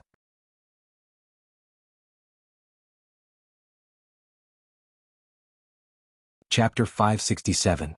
Of course there were guards around the curtain. Although this place was not conspicuous and the secret was well kept, not many outsiders knew about it. However, the thing below was too important, so many people were sent to watch over it. The guards stationed here were, of course, people from Zhangxianmeng. Most of them were from Fuyunji, and a small number were from Starry Hall. The reason for this arrangement was, of course, that the leadership of the mysterious underground cave city had fallen into the hands of the two Zhangxianmeng forces. As the most popular animals in Tianlong Mountain and Zhangxianmeng in recent days, Oxen and Black Dog were already quite famous. The guards standing here also had to change shifts to go up the mountain. After a while, of course, they were very clear about the origin of this cow and dog. At this time, everyone was a little dumbfounded. Not to mention in the Immortal City, even on Tianlong Mountain where the headquarters of Zhangxianmeng was located, these two spirit beasts almost strolled everywhere, and no one was nosy enough to stop them. Of course, unless it was some serious places such as the cave residences of several deity transformation stage perfected cultivators, or the important places of several mountain halls, this kind of place was not allowed. However, it was hard to say for Atsu, but Oxen seemed to be a giant beast that had become a spirit. It never went near places that were taboo and places that might have powerful figures such as deity transformation stage perfected cultivators. Because of this, they didn't go to important places, and people would certainly give face to perfected Lord Tianlan and Fuyunji, so they wouldn't stop them. But this time it seemed to be a little different. Regardless of whether it was the guards of the Floating Clouds Division or the Starry Hall, as long as they were guarding this place, they had been warned sternly by their superiors before they came that the underground tunnel was an extremely important place, and they had to guard it with all their might.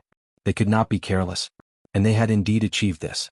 Although there were many problems in Zhangxianmeng today such as overstaffing, extravagance and exaggeration, and evading responsibility, it was still a hegemon of a generation. It had a solid foundation, and it was still possible for its subordinates to take things seriously. However, the situation they were in right now was a little troublesome. Seeing that Oxen and the Black Dog seemed to be very determined to walk into the curtain, the group of guards looked at each other. The people of Fuyunji looked at the guards of Starry Hall, and the people of Starry Hall looked at the experts of Fuyunji with hope. Then everyone realized that there was nothing they could do. In the end, someone from the Starry Hall shouted, "Hey! Can you guys from Fuyunji block them?" There were many people on Fuyunji's side.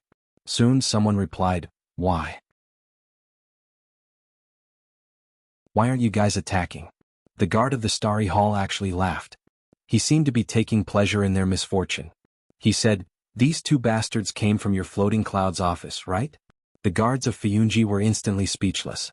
Oxen was perfected Lord Tianlan's spiritual beast, and the black dog was the pet of perfected Lord Tianlan's only disciple, Lu Qin. Needless to say, the master and disciple status was high, but they both liked to keep pets. This was something that could not be refuted. Helpless, when they saw the people from the Starry Hall retreating, the guards from the Floating Clouds Agency had no choice but to walk over. About 10 of them lined up in a row and formed a human wall, blocking the green bull and Atu's path. The green ox looked up and stopped in his tracks. Atu poked his head out from behind it to take a look and was instantly a little angry. This fellow had recently been used to being arrogant with the green ox, and this was the first time he saw someone daring to block his way. He jumped out, bared his snow-white fangs and roared at the person in front of him, baring his teeth in a fierce manner. Brr. His meaning could not be more obvious. You blind people, get out of our way. Don't block our Lord Ox and Lord Dog from taking a stroll. The guards of the Floating Clouds Agency all had bitter expressions on their faces.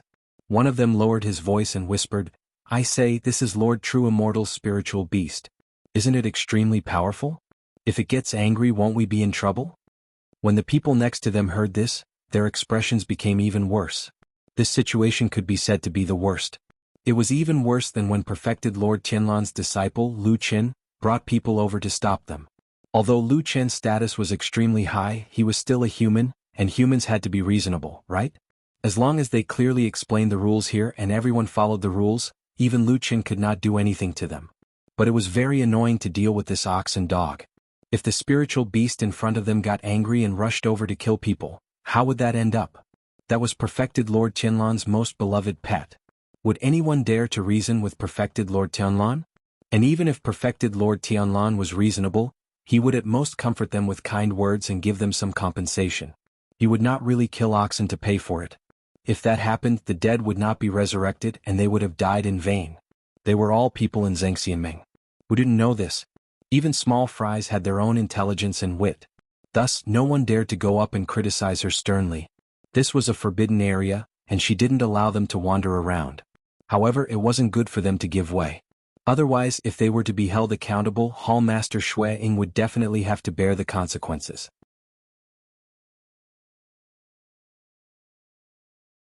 After a while, Oxen became a little impatient.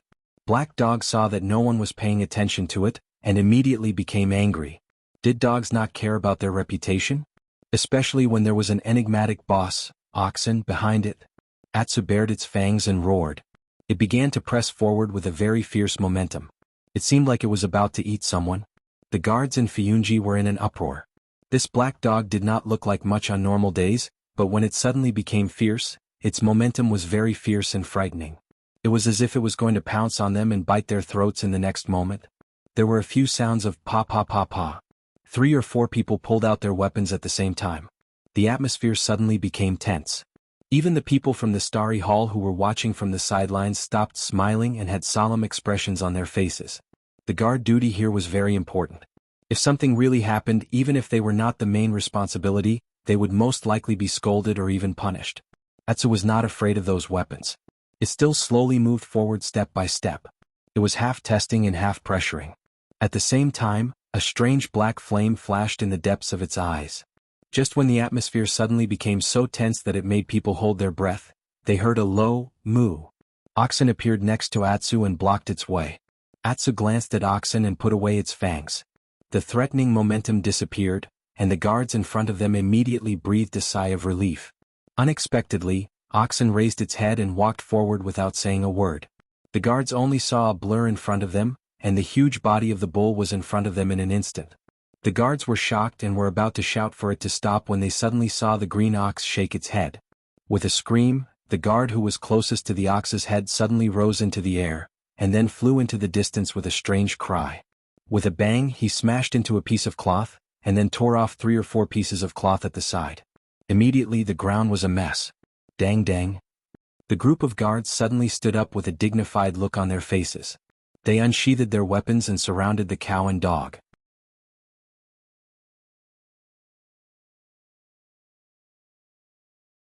Chapter 568. Everyone present was shocked. When the figure flew into the sky, everyone's gaze followed it, then turned their heads at the same time. They watched as the flying figure drew an arc in midair, then fell to the side of the curtain with a loud noise. A pile of things were torn off, revealing half of the tunnel entrance that was originally covered. Atsu poked its head out from behind Oxen's huge body and blinked its doggy eyes. It looked at this silent big guy with a look of admiration.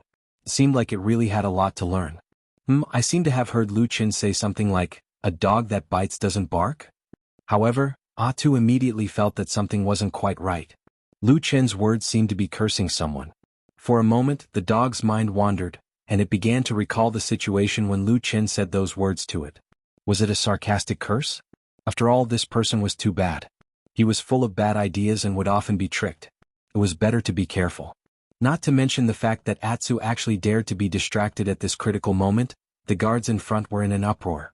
They immediately pulled out their weapons and surrounded the two spirit beasts. However, they could only surround the two spiritual beasts. Although the weapons were extremely sharp and flashed with a cold light, none of the menacing guards dared to make a move against the two spiritual beasts. Beasts were stronger than humans. Was this the situation? Oxen seemed to turn a blind eye to the people in front of it. At this moment, its big bell-like eyes were looking at the secret underground entrance that was half exposed, and a strange light seemed to flash across its eyes. Then, without any hesitation, it lifted its foot and walked toward the entrance of the tunnel. Oxen's body was originally extremely huge. Although it had been silent, its aura was very intimidating. As it walked forward, the 5 or 6 human guards in front of it suddenly felt as if a small mountain was pressing down on them. Even their breathing became a little nervous. But at this critical moment, Oxen suddenly stopped and turned back to take a look. The pressure was instantly relieved, and the few of them let out a long sigh of relief. Just when they thought that the situation had taken a turn for the better, they noticed that Oxen had turned around to glare at the black dog, who was standing there in a daze for some reason. With a swing of its tail, it smacked the black dog's head. Atsu was startled and woke up. He turned his head to look around and immediately felt a little embarrassed. He barked twice and trotted over. At the same time, he felt a little strange. In the past, he would never be in a daze at a time like this. What was going on today? Could it be that this oxen is too powerful and I feel very safe so I don't have any scruples? He had never felt this way before, even when he was with Lu Qin. Atsu glanced at Oxen and thought to himself, I'll have to hold on to this big bull leg in the future. Oxen woke up Atsu. Although it was a little dissatisfied, it didn't seem to be very angry. It turned back and walked forward again. The few guards' faces suddenly became bitter again. However, things had already come to this point and they couldn't back down anymore. They looked at each other with a dignified expression, but each of them had already mobilized their spiritual power. Their weapons and magic weapons gradually lit up. This meant that they were going to fight to the death. Seeing these few Fuyunji people acting like this, the people next to them also suddenly became gloomy. No one shouted. All the Fuyunji people quickly moved, and a murderous aura rose around them. This time around there was no longer any panic or apprehension. Instead it was filled with a bloody aura. This was the characteristic of Fuyunji for many years, and it was cultivated from the sea of blood. In a place further away the people from Starry Hall were originally gloating, but at this time they suddenly felt this aura, and they instantly quieted down. One of the people in the lead hesitated for a moment, but he lowered his head and said something to the people next to him. Then he turned around and rushed in the direction of Mount Tianlong in the distance. Oxen and the black dog were both spiritual beasts with keen senses, so of course, it was impossible for them not to feel this aura. Atsu was the first to stop. If dogs could frown, this black dog would be frowning right now. It was willing to wander around with Oxen, but after all, it had already gained spirituality and knew Lu Chen's position in Zhengxianmeng. To put it bluntly, these people were very likely to be Lu Chen's subordinates in the future. It didn't matter if they bullied them occasionally, but it was completely different to fight or even kill them. Atsu instantly wanted to retreat and it barked at Oxen. However, Oxen, who was usually very lazy, was unusually persistent today for some reason. It seemed that it was determined to go to the secret passage. It turned a deaf ear to Atsu's barking. After pausing for a moment, it continued to move forward. Atsu was dumbfounded, but it couldn't just stand there, so it had to reluctantly follow. The people on the other side were waiting. As the two sides gradually approached each other, the street was silent. The situation was still tense, and a battle was about to break out. At this unusually tense moment, someone suddenly coughed behind the street and then someone scolded, "Stupid dog, what are you doing over there? Hurry up and come over."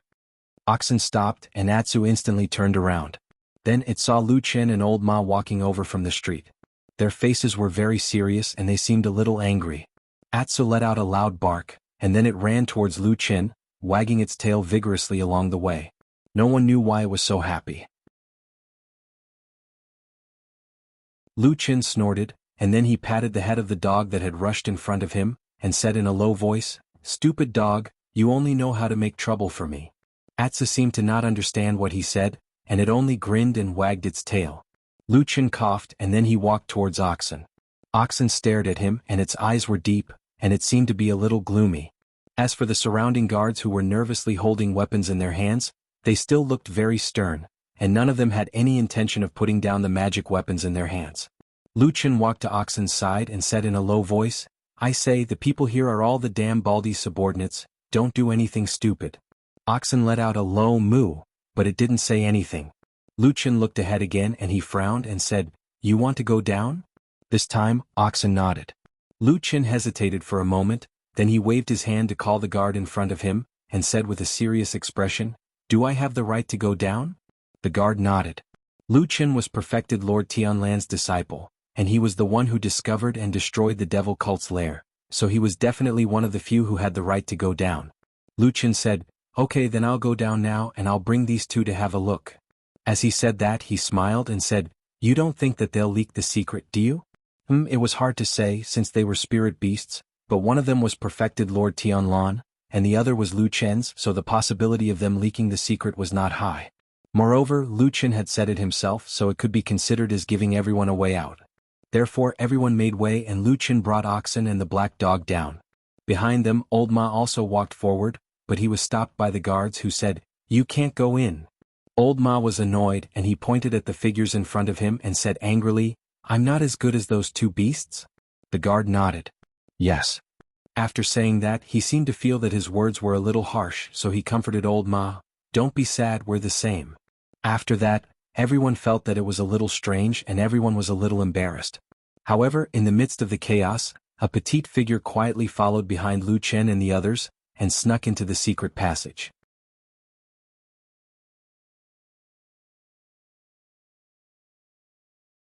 Chapter 569. It had been a while since Lu Qin last came to the underground city in the mysterious cave. When he walked through the passageway and saw the majestic underground city again, his heart was still the same as when he first saw this place.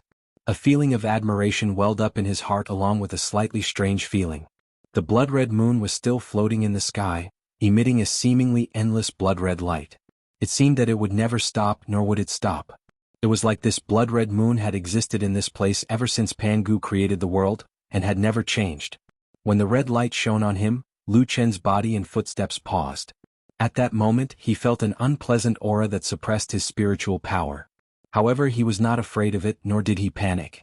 Firstly, he could endure this feeling. Secondly, he had secretly proven that although the aura of this blood moon was strange, it only suppressed most ordinary cultivators. On the other hand, the mysterious black fire in his body was not affected by this place once it was activated. Back then, black fire had helped him a lot when he was able to break through the siege of the devil cult followers. Of course, with his many years of experience, black fire had already saved him many times. Thinking of this, Lu Qin's heart skipped a beat. He looked to his side and saw Oxen and Black Dog walking over. Among them, Atsu's body seemed to have paused for a moment, but soon returned to normal. On the contrary, Oxen, who had always been unfathomable, suddenly trembled and its movements became a little slower after being bathed in the light of the blood moon. At the next moment, Oxen seemed to have turned its huge horns with some difficulty and let out a low moo. Then it suddenly staggered and almost fell to the ground. This time both Lu Qin and Atsu were taken aback. No one expected that Oxen would have such a big reaction when they walked into this underground blood moon city. It was even a little scary. Lu Qin quickly turned around and supported Oxen's body. Atsu also rushed over in a hurry.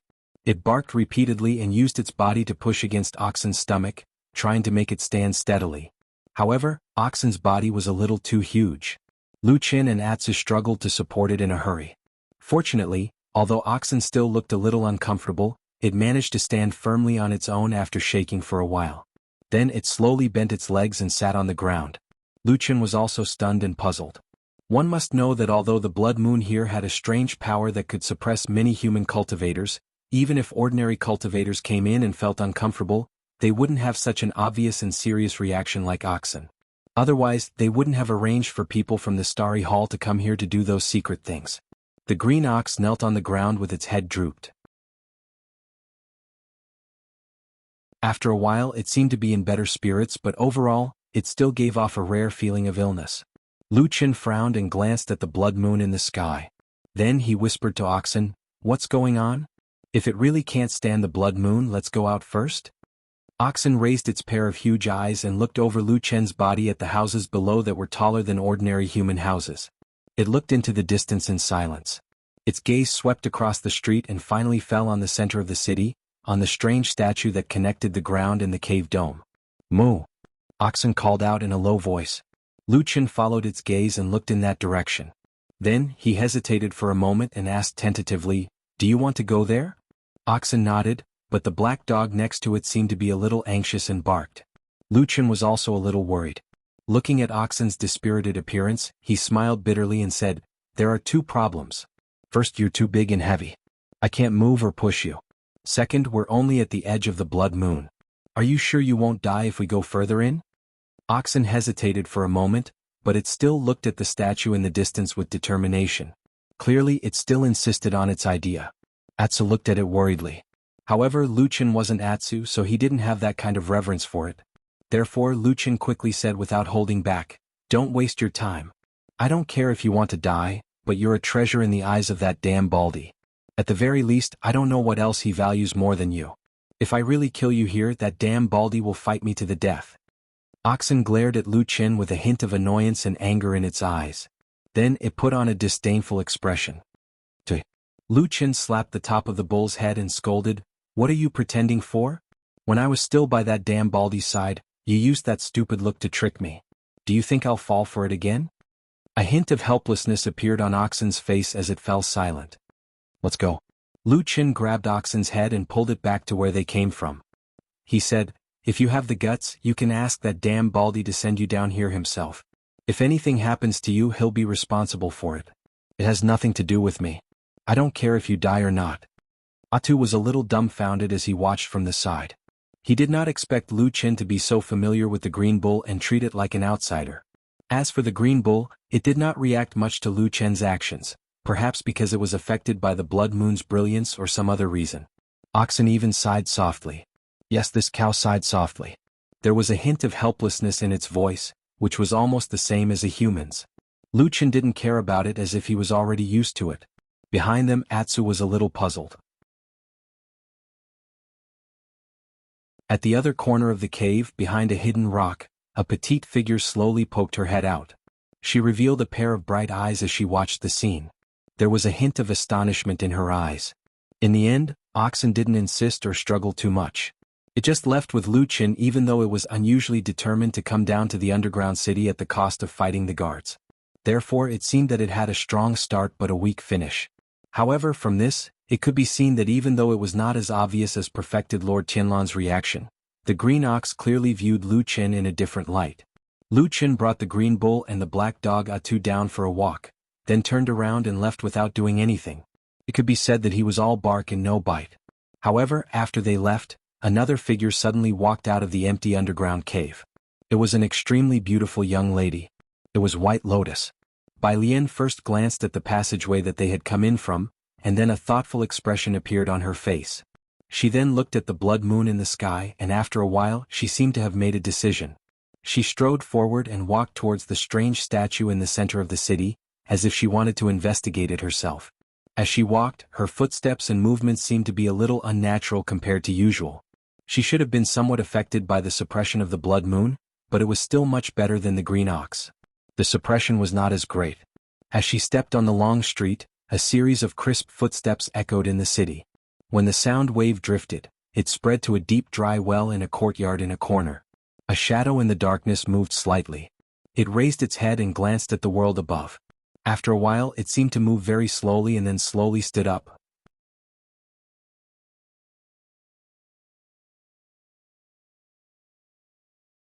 Chapter 570. The huge underground cave was now silent.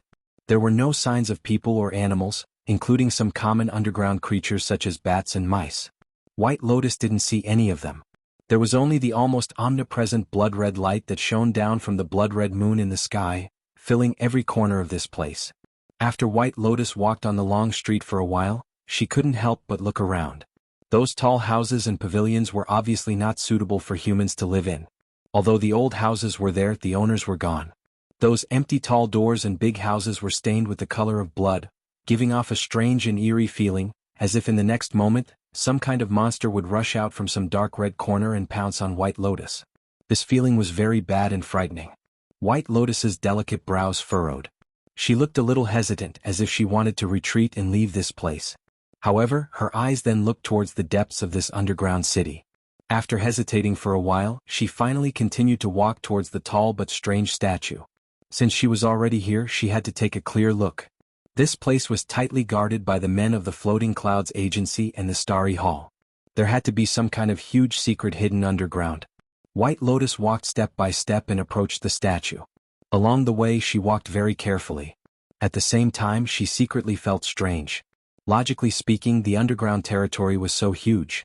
With Zheng Xianming's strength and deep foundation in the Immortal City for so many years, it was really impossible for him not to discover the strangeness of this underground. Then why was this underground city only exposed recently? Could it be that it was really the ancestors of Zheng Xianming who sealed this place? Just when White Lotus was puzzled, when she walked past the door of a big house on the long street, she suddenly heard a sound. Pa! The sound was very soft and not very loud. However, because the surroundings were too quiet, it became especially clear and White Lotus heard it immediately. White Lotus immediately stopped in her tracks. Her expression changed slightly and she turned towards the house. The big house looked no different from the other houses that they had passed before. Looking from the door, it was also empty and there was nothing suspicious about it. However, White Lotus didn't think that what she just heard was just an illusion. She heard it very clearly. She stood in the same place and stared at the depths of the house. For a moment she was a little hesitant. Should she go in or leave this place? This underground city was so strange. Obviously, it was very likely that there was something strange and terrifying hidden here. However, White Lotus immediately remembered that Lu Qin had brought Oxen and Black Dog here. Judging from their actions and expressions, they didn't seem to feel any signs of danger here. Even if Lu Qin could act, Oxen and Black Dog definitely couldn't. White Lotus lifted her foot and wanted to walk towards the house, but she immediately put it down. After hesitating for a few times, she couldn't make a decision in the end. It could be said that her heart was in a dilemma. However, at this moment, White Lotus glanced at the ground in front of her and was suddenly shocked. At this moment, other than the red light shining on her body and drawing out a shadow on the ground, there was actually another shadow behind her. It was taller and longer than her, and just like that, it appeared behind her without a sound. White Lotus's body instantly turned as cold as water. She even held her breath. Lu Qin brought Oxen and Black Dog back to the surface. Seeing that they came out of the tunnel so quickly, the guards who were originally discussing among themselves were a little surprised. At the same time, many of them had a look of relief on their faces. In any case, in this short period of time, the most they could do was to go down and take a look at the scenery below. After that, they would have to hurry back. In such a short period of time, they probably wouldn't be able to do anything bad even if they wanted to. Everyone had a heavy responsibility on their shoulders, so it was better to avoid trouble. Immediately, someone came over to greet Lu Qin politely. Lu Qin responded with a few perfunctory words and then turned to look at Oxen. After leaving the light of the blood moon underground, Oxen's mental state was obviously a lot better. However, its head was still drooping and it seemed to be a little dispirited. Lu Qin thought for a while, then left the tunnel entrance with Oxen and Atsu. On the way, he greeted Old Ma, who was standing on the side. Old Ma rushed over and said with a surprised expression, "What happened? You came out so quickly?" "I'll tell you in detail later." Lu Qin also said perfunctory words to Old Ma. Then he gestured to Old Ma to help him.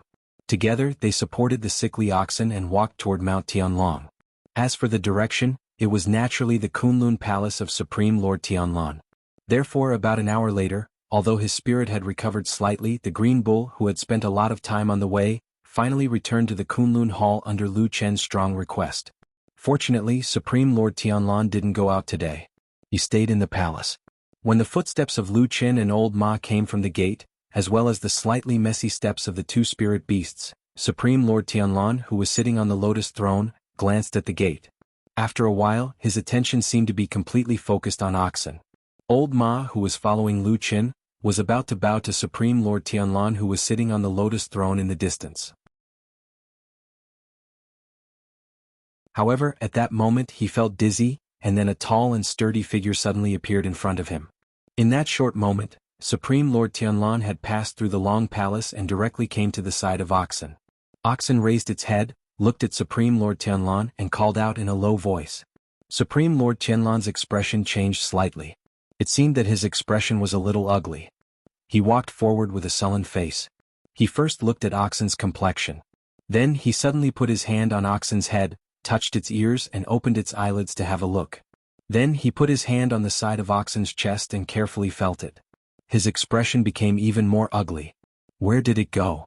Supreme Lord Tianlan turned to Lu Qin and asked. Oxen took a look at Lu Qin, and there seemed to be some hidden meaning in its eyes. However, Lu Qin did not keep it a secret at all. In the blink of an eye, he told everything clearly from the beginning to the end, including the matter of Oxen and Atsu strolling on the street at the beginning. After hearing that Oxen actually ran to the underground city, Supreme Lord Tianlan first snorted. Then, when he heard Lu Qin say that it immediately collapsed after entering the underground city, he couldn't help but shake his head. He wanted to say something but stopped on second thought. Then he waved to the side and said, "Old Ma, you can leave now." Old Ma hesitated for a moment, but he still obeyed and left the hall. The moment he stepped out of the door, he vaguely heard Supreme Lord Tianlan instructing Lu Qin, "You also go down. Do you feel uncomfortable?" Lu Qin slightly lowered his eyes and said, "Well, I feel that after staying there for a long time, my whole body has begun to feel strange. I can't use my strength and even the circulation of spiritual qi has slowed down. If I really have to fight fiercely in the underground city, I think I can only use 4 or 5 of my full strength at most." Supreme Lord Tianlan smiled and looked at Lu Qin for a moment. Then he sat beside Oxen, pressed its head with one hand and pressed its chest with the other. After a while, a warm breath of pure yang was slowly emitted from his body. With the appearance of this yang qi, Oxen's face was obviously much better. Lu Qin, on the other hand, stood aside and looked at perfected Lord Tianlan's broad and strong back from the side. Suddenly, a daring idea occurred to him. They are all divine transformation realm perfected cultivators, and they are so powerful that they can shake the world. But will they also be like Elder Yun Shouyang of the devil cult, who had his heart meridian cut off and could no longer fight back? What was the name of that mysterious magic incantation formation? Well, by the way, it seemed to be called God Subduing Spell?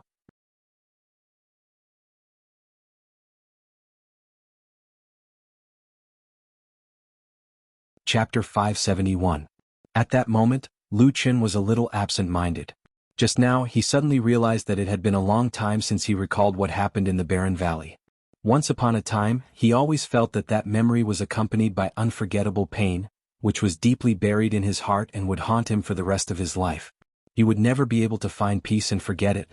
After all, every time he suffered the pain of being burned by the black flames, he would recall the people and events of the past, as well as the blood on his hands, as well as the things he had seen in those dark times that he did not want to recall.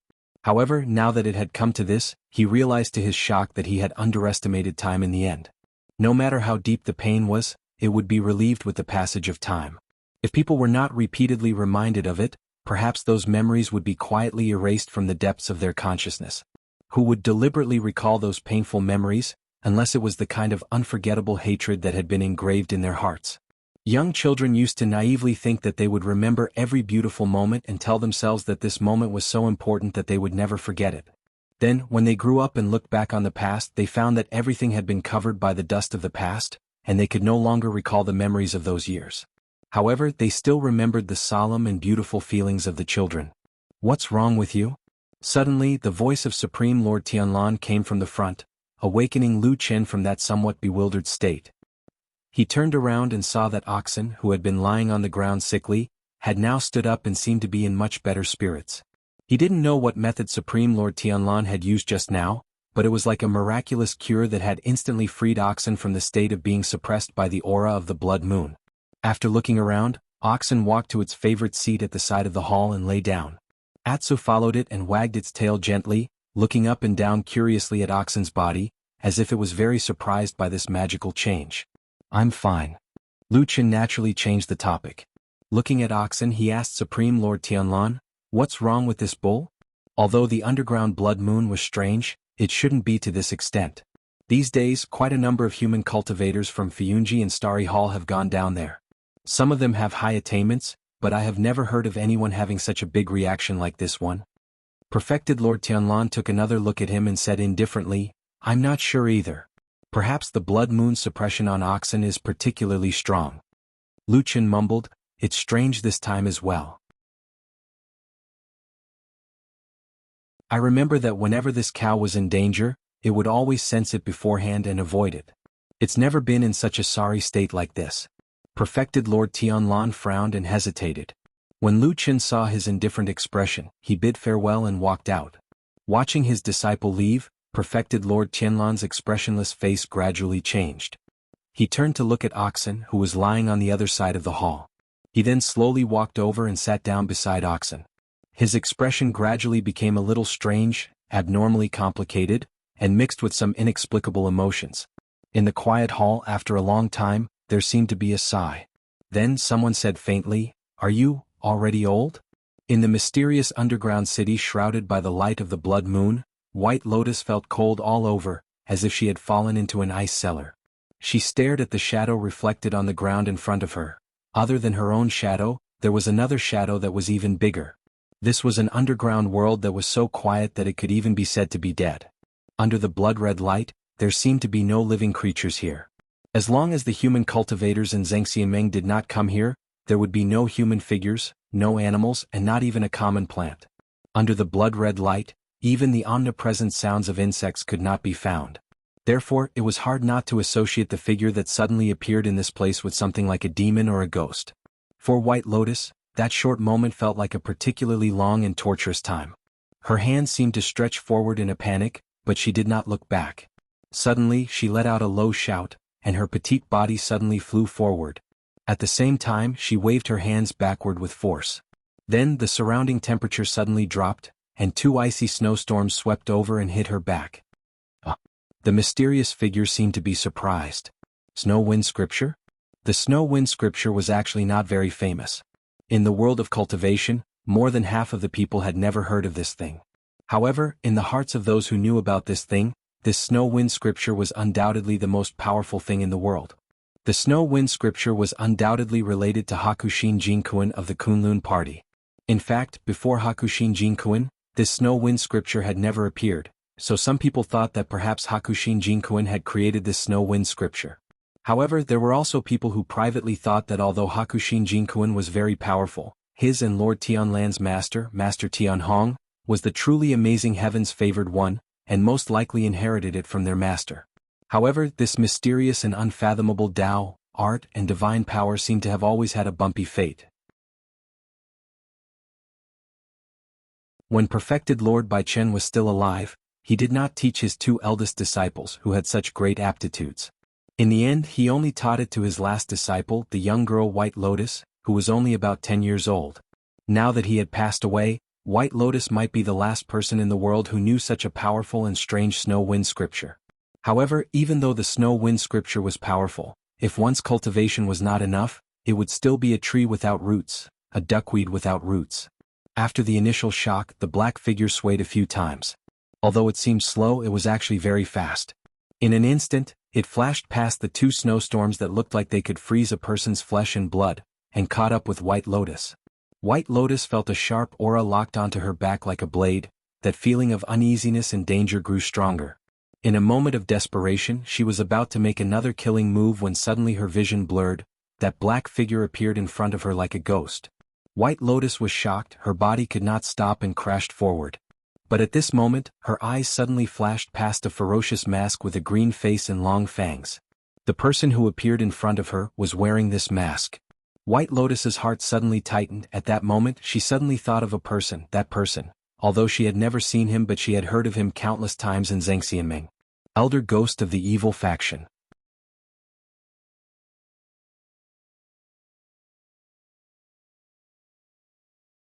Chapter 572. Lu Chen left the Kunlun Hall with Atsu. When he came out, he saw Old Ma standing alone outside the door. He walked over to Old Ma and greeted him from afar. Old Ma smiled and nodded as he walked over. "I thought you went back first," Lu Chen said to Old Ma with a smile. Old Ma smiled and shook his head. He glanced in the direction of the Kunlun Hall and then looked at Lu Chen with a questioning look. Lu Chen shook his head, indicating that there was nothing inside. Old Ma grunted in acknowledgement. Then he said to Lu Chen, "Oh, by the way, Hallmaster Xue from the Floating Clouds Division sent someone to look for you. He wants to invite you over to discuss something." Lu Chen was startled and said, "What did they say?" Old Ma said, "That's nothing, but I saw that the messenger who came just now looked normal. He didn't look anxious. I don't think it's anything urgent." Lu Chen nodded. Thinking that there was nothing urgent at the moment, he walked towards the Fiyunji Hall. Not long after, they arrived outside the Fiyunji Hall. After all, this place was not too far from the Kunlun Hall. Someone had already announced their arrival. Not long after, they politely invited Lu Chen and Old Ma in with Shui Ying's orders. As for the black dog, it didn't follow them in. Recently, the dog didn't seem to like this kind of grand and spacious hall very much.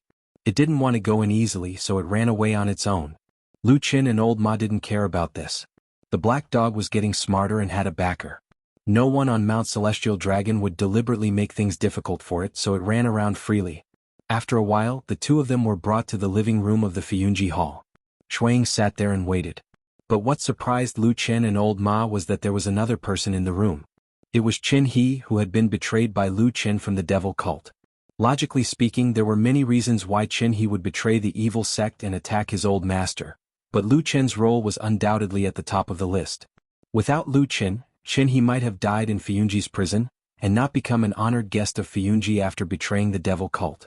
It was precisely because of this that Qin He spent most of his time by Lu Chen's side when he first defected, showing his loyalty to Lu Chen. In the eyes of outsiders, he was the new generation of Lu Chen's henchmen. However, for some unknown reason, after the Fuyun Company had schemed for a long time and finally dealt a heavy blow to the evil cult, almost completely uprooting this malignant tumor from the huge immortal city, Lu Chen, intentionally or unintentionally, began to distance himself from Qin He. Usually, they were just acquaintances who nodded at each other and did not really have the intention to accept him as a confidant. This was out of many people's expectations, including the leader of Fiyunji, Shuang, and Qin He himself. They all thought that Lu Chen would naturally expand his power. Shuang was very vigilant about this, and Qin He was very excited. He couldn't wait to become Lu Chen's core team. When Lu Chen truly inherited the foundation of Lord Tianlan, he would be able to soar to the sky. So, during that period of time, Qin He did everything possible to express goodwill to Lu Chen, and worked hard to leave a good impression on his future boss. Of course, the final result was not bad, but he did not catch Elder Ghost, so it was not perfect. Maybe it was because of this that Lu Chen hated him? Qin He could not help but think so. He was a defector, and in terms of experience and strength, he could not compare to the people on Fiyunji's side. In order to survive, there were almost no surprises in the choice he had to make next. He quickly approached Shuang, and after Shuang slightly relented and showed some intentions, he officially defected to her side. Seeing Lu Chen and Old Ma walk in, Shuang and Qin He also stood up, a smile on their faces.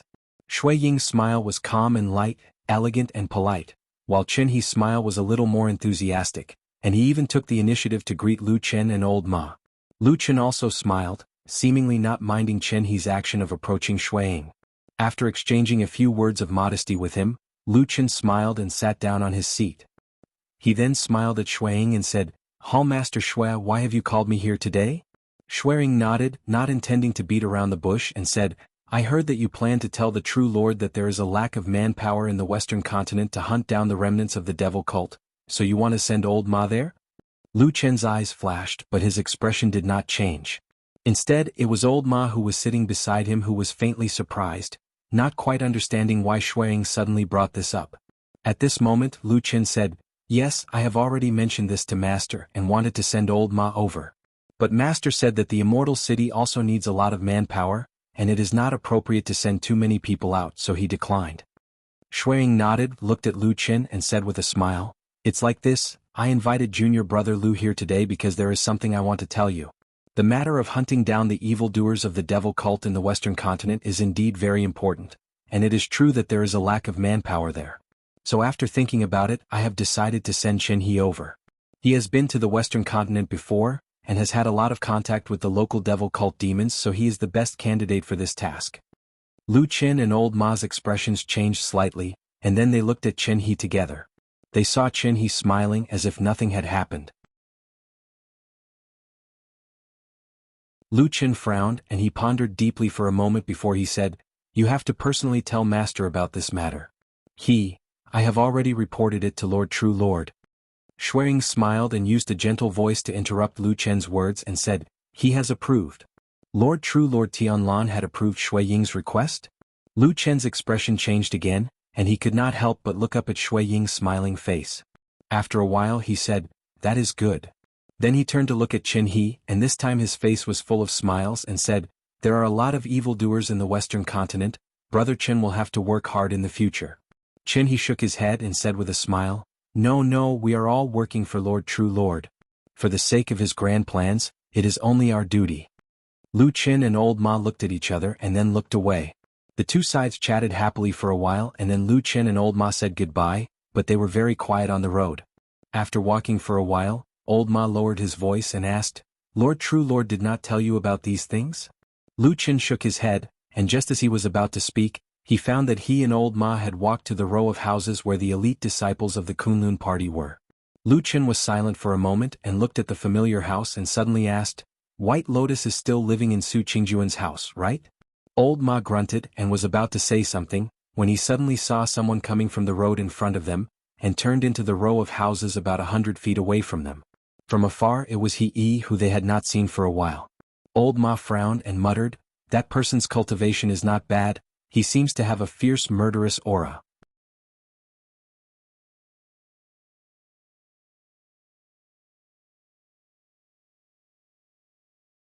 Chapter 573. He didn't seem to notice Lu Qin and Old Ma coming from afar. He turned into the back of the row of houses expressionlessly and soon disappeared. Lu Qin glanced at Old Ma. Old Ma thought for a moment and said, "He should also be living here. Among the group of people that the Kunlun party transferred here last time, Fiyunji has basically gathered and settled down. But I can't remember which room he lives in exactly now." Lu Qin nodded slightly and didn't say anything. In Kunlun's sect, he was a proud son of heaven with boundless glory, an outstanding talent among the young generation of disciples.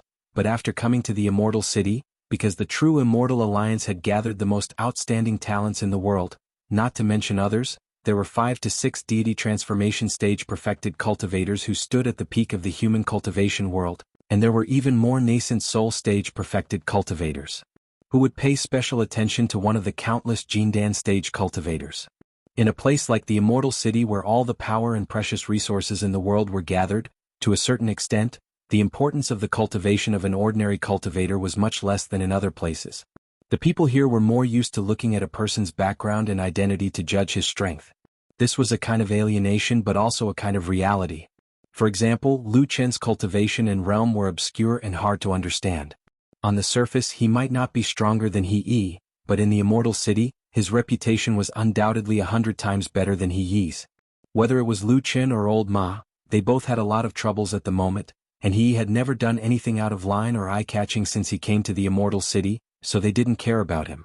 Because of the incident with He Gang, Lu Chen naturally had a kind of vigilance and alienation towards He, but now he didn't have any thoughts of targeting this person. The past was over and the secrets were covered in dust. No one would ever mention the past again. Lu Chen shook his head slightly, tossing those memories aside. He then said to Old Ma in a low voice, "Just now in Fiyunji, you didn't show any dissatisfaction in front of Blood Warbler, did you?" Old Ma was startled. His expression turned solemn and he recalled for a while with some seriousness. Then he shook his head and said, "No, from the beginning to the end I had a smile on my face. There was absolutely no anger or annoyance on my face."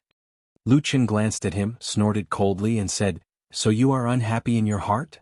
Old Ma rolled his eyes and said, "If it were you, would you still be happy?" "Of course not." Lu Chen admitted to this point very straightforwardly. Then, his expression darkened slightly as he said, "Blood Warbler called Qin He over in front of us and purposely brought up this matter. Could it be that she's trying to show off to us? Recently she has been getting more and more out of hand." Old Ma frowned. His first reaction was not to reply, but to look around first. Seeing that there was no one around them, only the two of them, he let out a sigh of relief. Then he said in a low voice, "Even if you want to complain, let's find a safe place with no one to curse, okay?" "There is no one around here," Lu Chen said calmly. "Otherwise Atsu will find out." "Atsu?" Old Ma was shocked and said, Didn't it just run too? Before he finished speaking, old Ma saw a dog's head poking out from the corner of a house in front of them. It glanced at them and then yawned lazily. It was Atsu. Old Ma swallowed the words that he didn't want to say. He looked at Atsu and clicked his tongue. I've watched this dog grow up. He has changed so much. I don't know what he ate, but he seems to have become a demon. Old Ma was speechless. Lu Chen ignored Old Ma's praise for Atsu and just waved at Atsu. Old Ma saw this from the side and subconsciously thought that Atsu would probably be like those legendary assassins who appeared and disappeared without a trace with a whoosh, and then suddenly jump out at a critical moment to deal a fatal blow. In the end, the black dog lay on the ground and buried its head between its two front paws. It looked like it was sunbathing and getting ready to sleep. Lu Chen's movement froze and he cursed. It sounded like he was exasperated at Old Ma's failure to meet his expectations, but other than that he did not express anything else. He pulled Old Ma and continued to walk forward, but he still lowered his voice. What are you thinking about? Old Ma was quite straightforward and said, right now the entire Floating Clouds agency knows that I'm one of your people. However, True Monarch has prevented me from leaving, yet you've agreed to Blood Warbler's request. Isn't this somewhat inappropriate? Lu Chen was silent for a moment and said, the damn Baldy has always been strange, and his actions are always unexpected. It is hard to say. After a pause, Lu Chen said, however, I have been in the limelight recently, and Shuang has been in charge of Fiunji for many years. She has always been known as the #1 person under Tianlan. The damn Baldy probably did this because he weighed the pros and cons. Old Ma sighed and said, is he sacrificing a small fry like me to comfort the other side? Lu Chen glanced at him and said, don't talk nonsense about sacrifice. I didn't ask you to die. Old Ma smiled bitterly and said, fortunately, those big shots outside don't know about our little business. Otherwise, if they send someone to kill him, how are you going to defend yourself in front of perfected immortal? Lu Chen also laughed and said, what's the big deal? I will just say that you did it. He patted Old Ma's shoulder and said with a smile, anyway, you are already dissatisfied. You have the motive and we don't want to talk about the means. The murder is you. Bah. Old Ma spat angrily, you are the most useless boss I have ever worked for. Lu Chen laughed. He sat in his room. The door was closed, the window was closed, and even the curtains were drawn, so the room was very dark and quiet. It was probably because of this that the hearty laughter from outside could be heard from afar, causing him to raise his head and look in the direction of the door. His face was still young and handsome. He was still high-spirited and had achievements that many people envied and yearned for. He dreamed that one day he could become the second Lu Chen, and then he would have no regrets in his life. But in He Yi's heart there was a lot of regret and hatred. In fact, sometimes he also had some doubts. His achievements were obviously good enough, but he was always not satisfied. He lowered his head. The dim light fell on his face, only illuminating half of his cheeks. He seemed to be sitting in the boundary between light and darkness. He seemed to be thinking but also seemed to be hesitating. He was like a child standing on the edge of a cliff. In front of him was the most beautiful flower in the world, but below his feet was a bottomless abyss. Should he take this step? He slowly pulled out his long sword. The sword light reflected in his eyes, like a ghost in the dark. He didn't know how long he sat like this. It was quiet around him until the sky outside the room darkened and his room was completely plunged into darkness. Late at night. He slowly raised his head, stood up with his sword, and then opened the door and walked out. You're tuning in to the Han Li's Wuxia Chronicles YouTube channel. We're so grateful for your support and don't forget to subscribe to join us on this incredible journey through captivating stories. Your generosity through donations truly makes a world of difference, as it's the primary source of revenue that allows me to expand and enhance this channel for you. Thank you from the bottom of my heart for being a part of this adventure.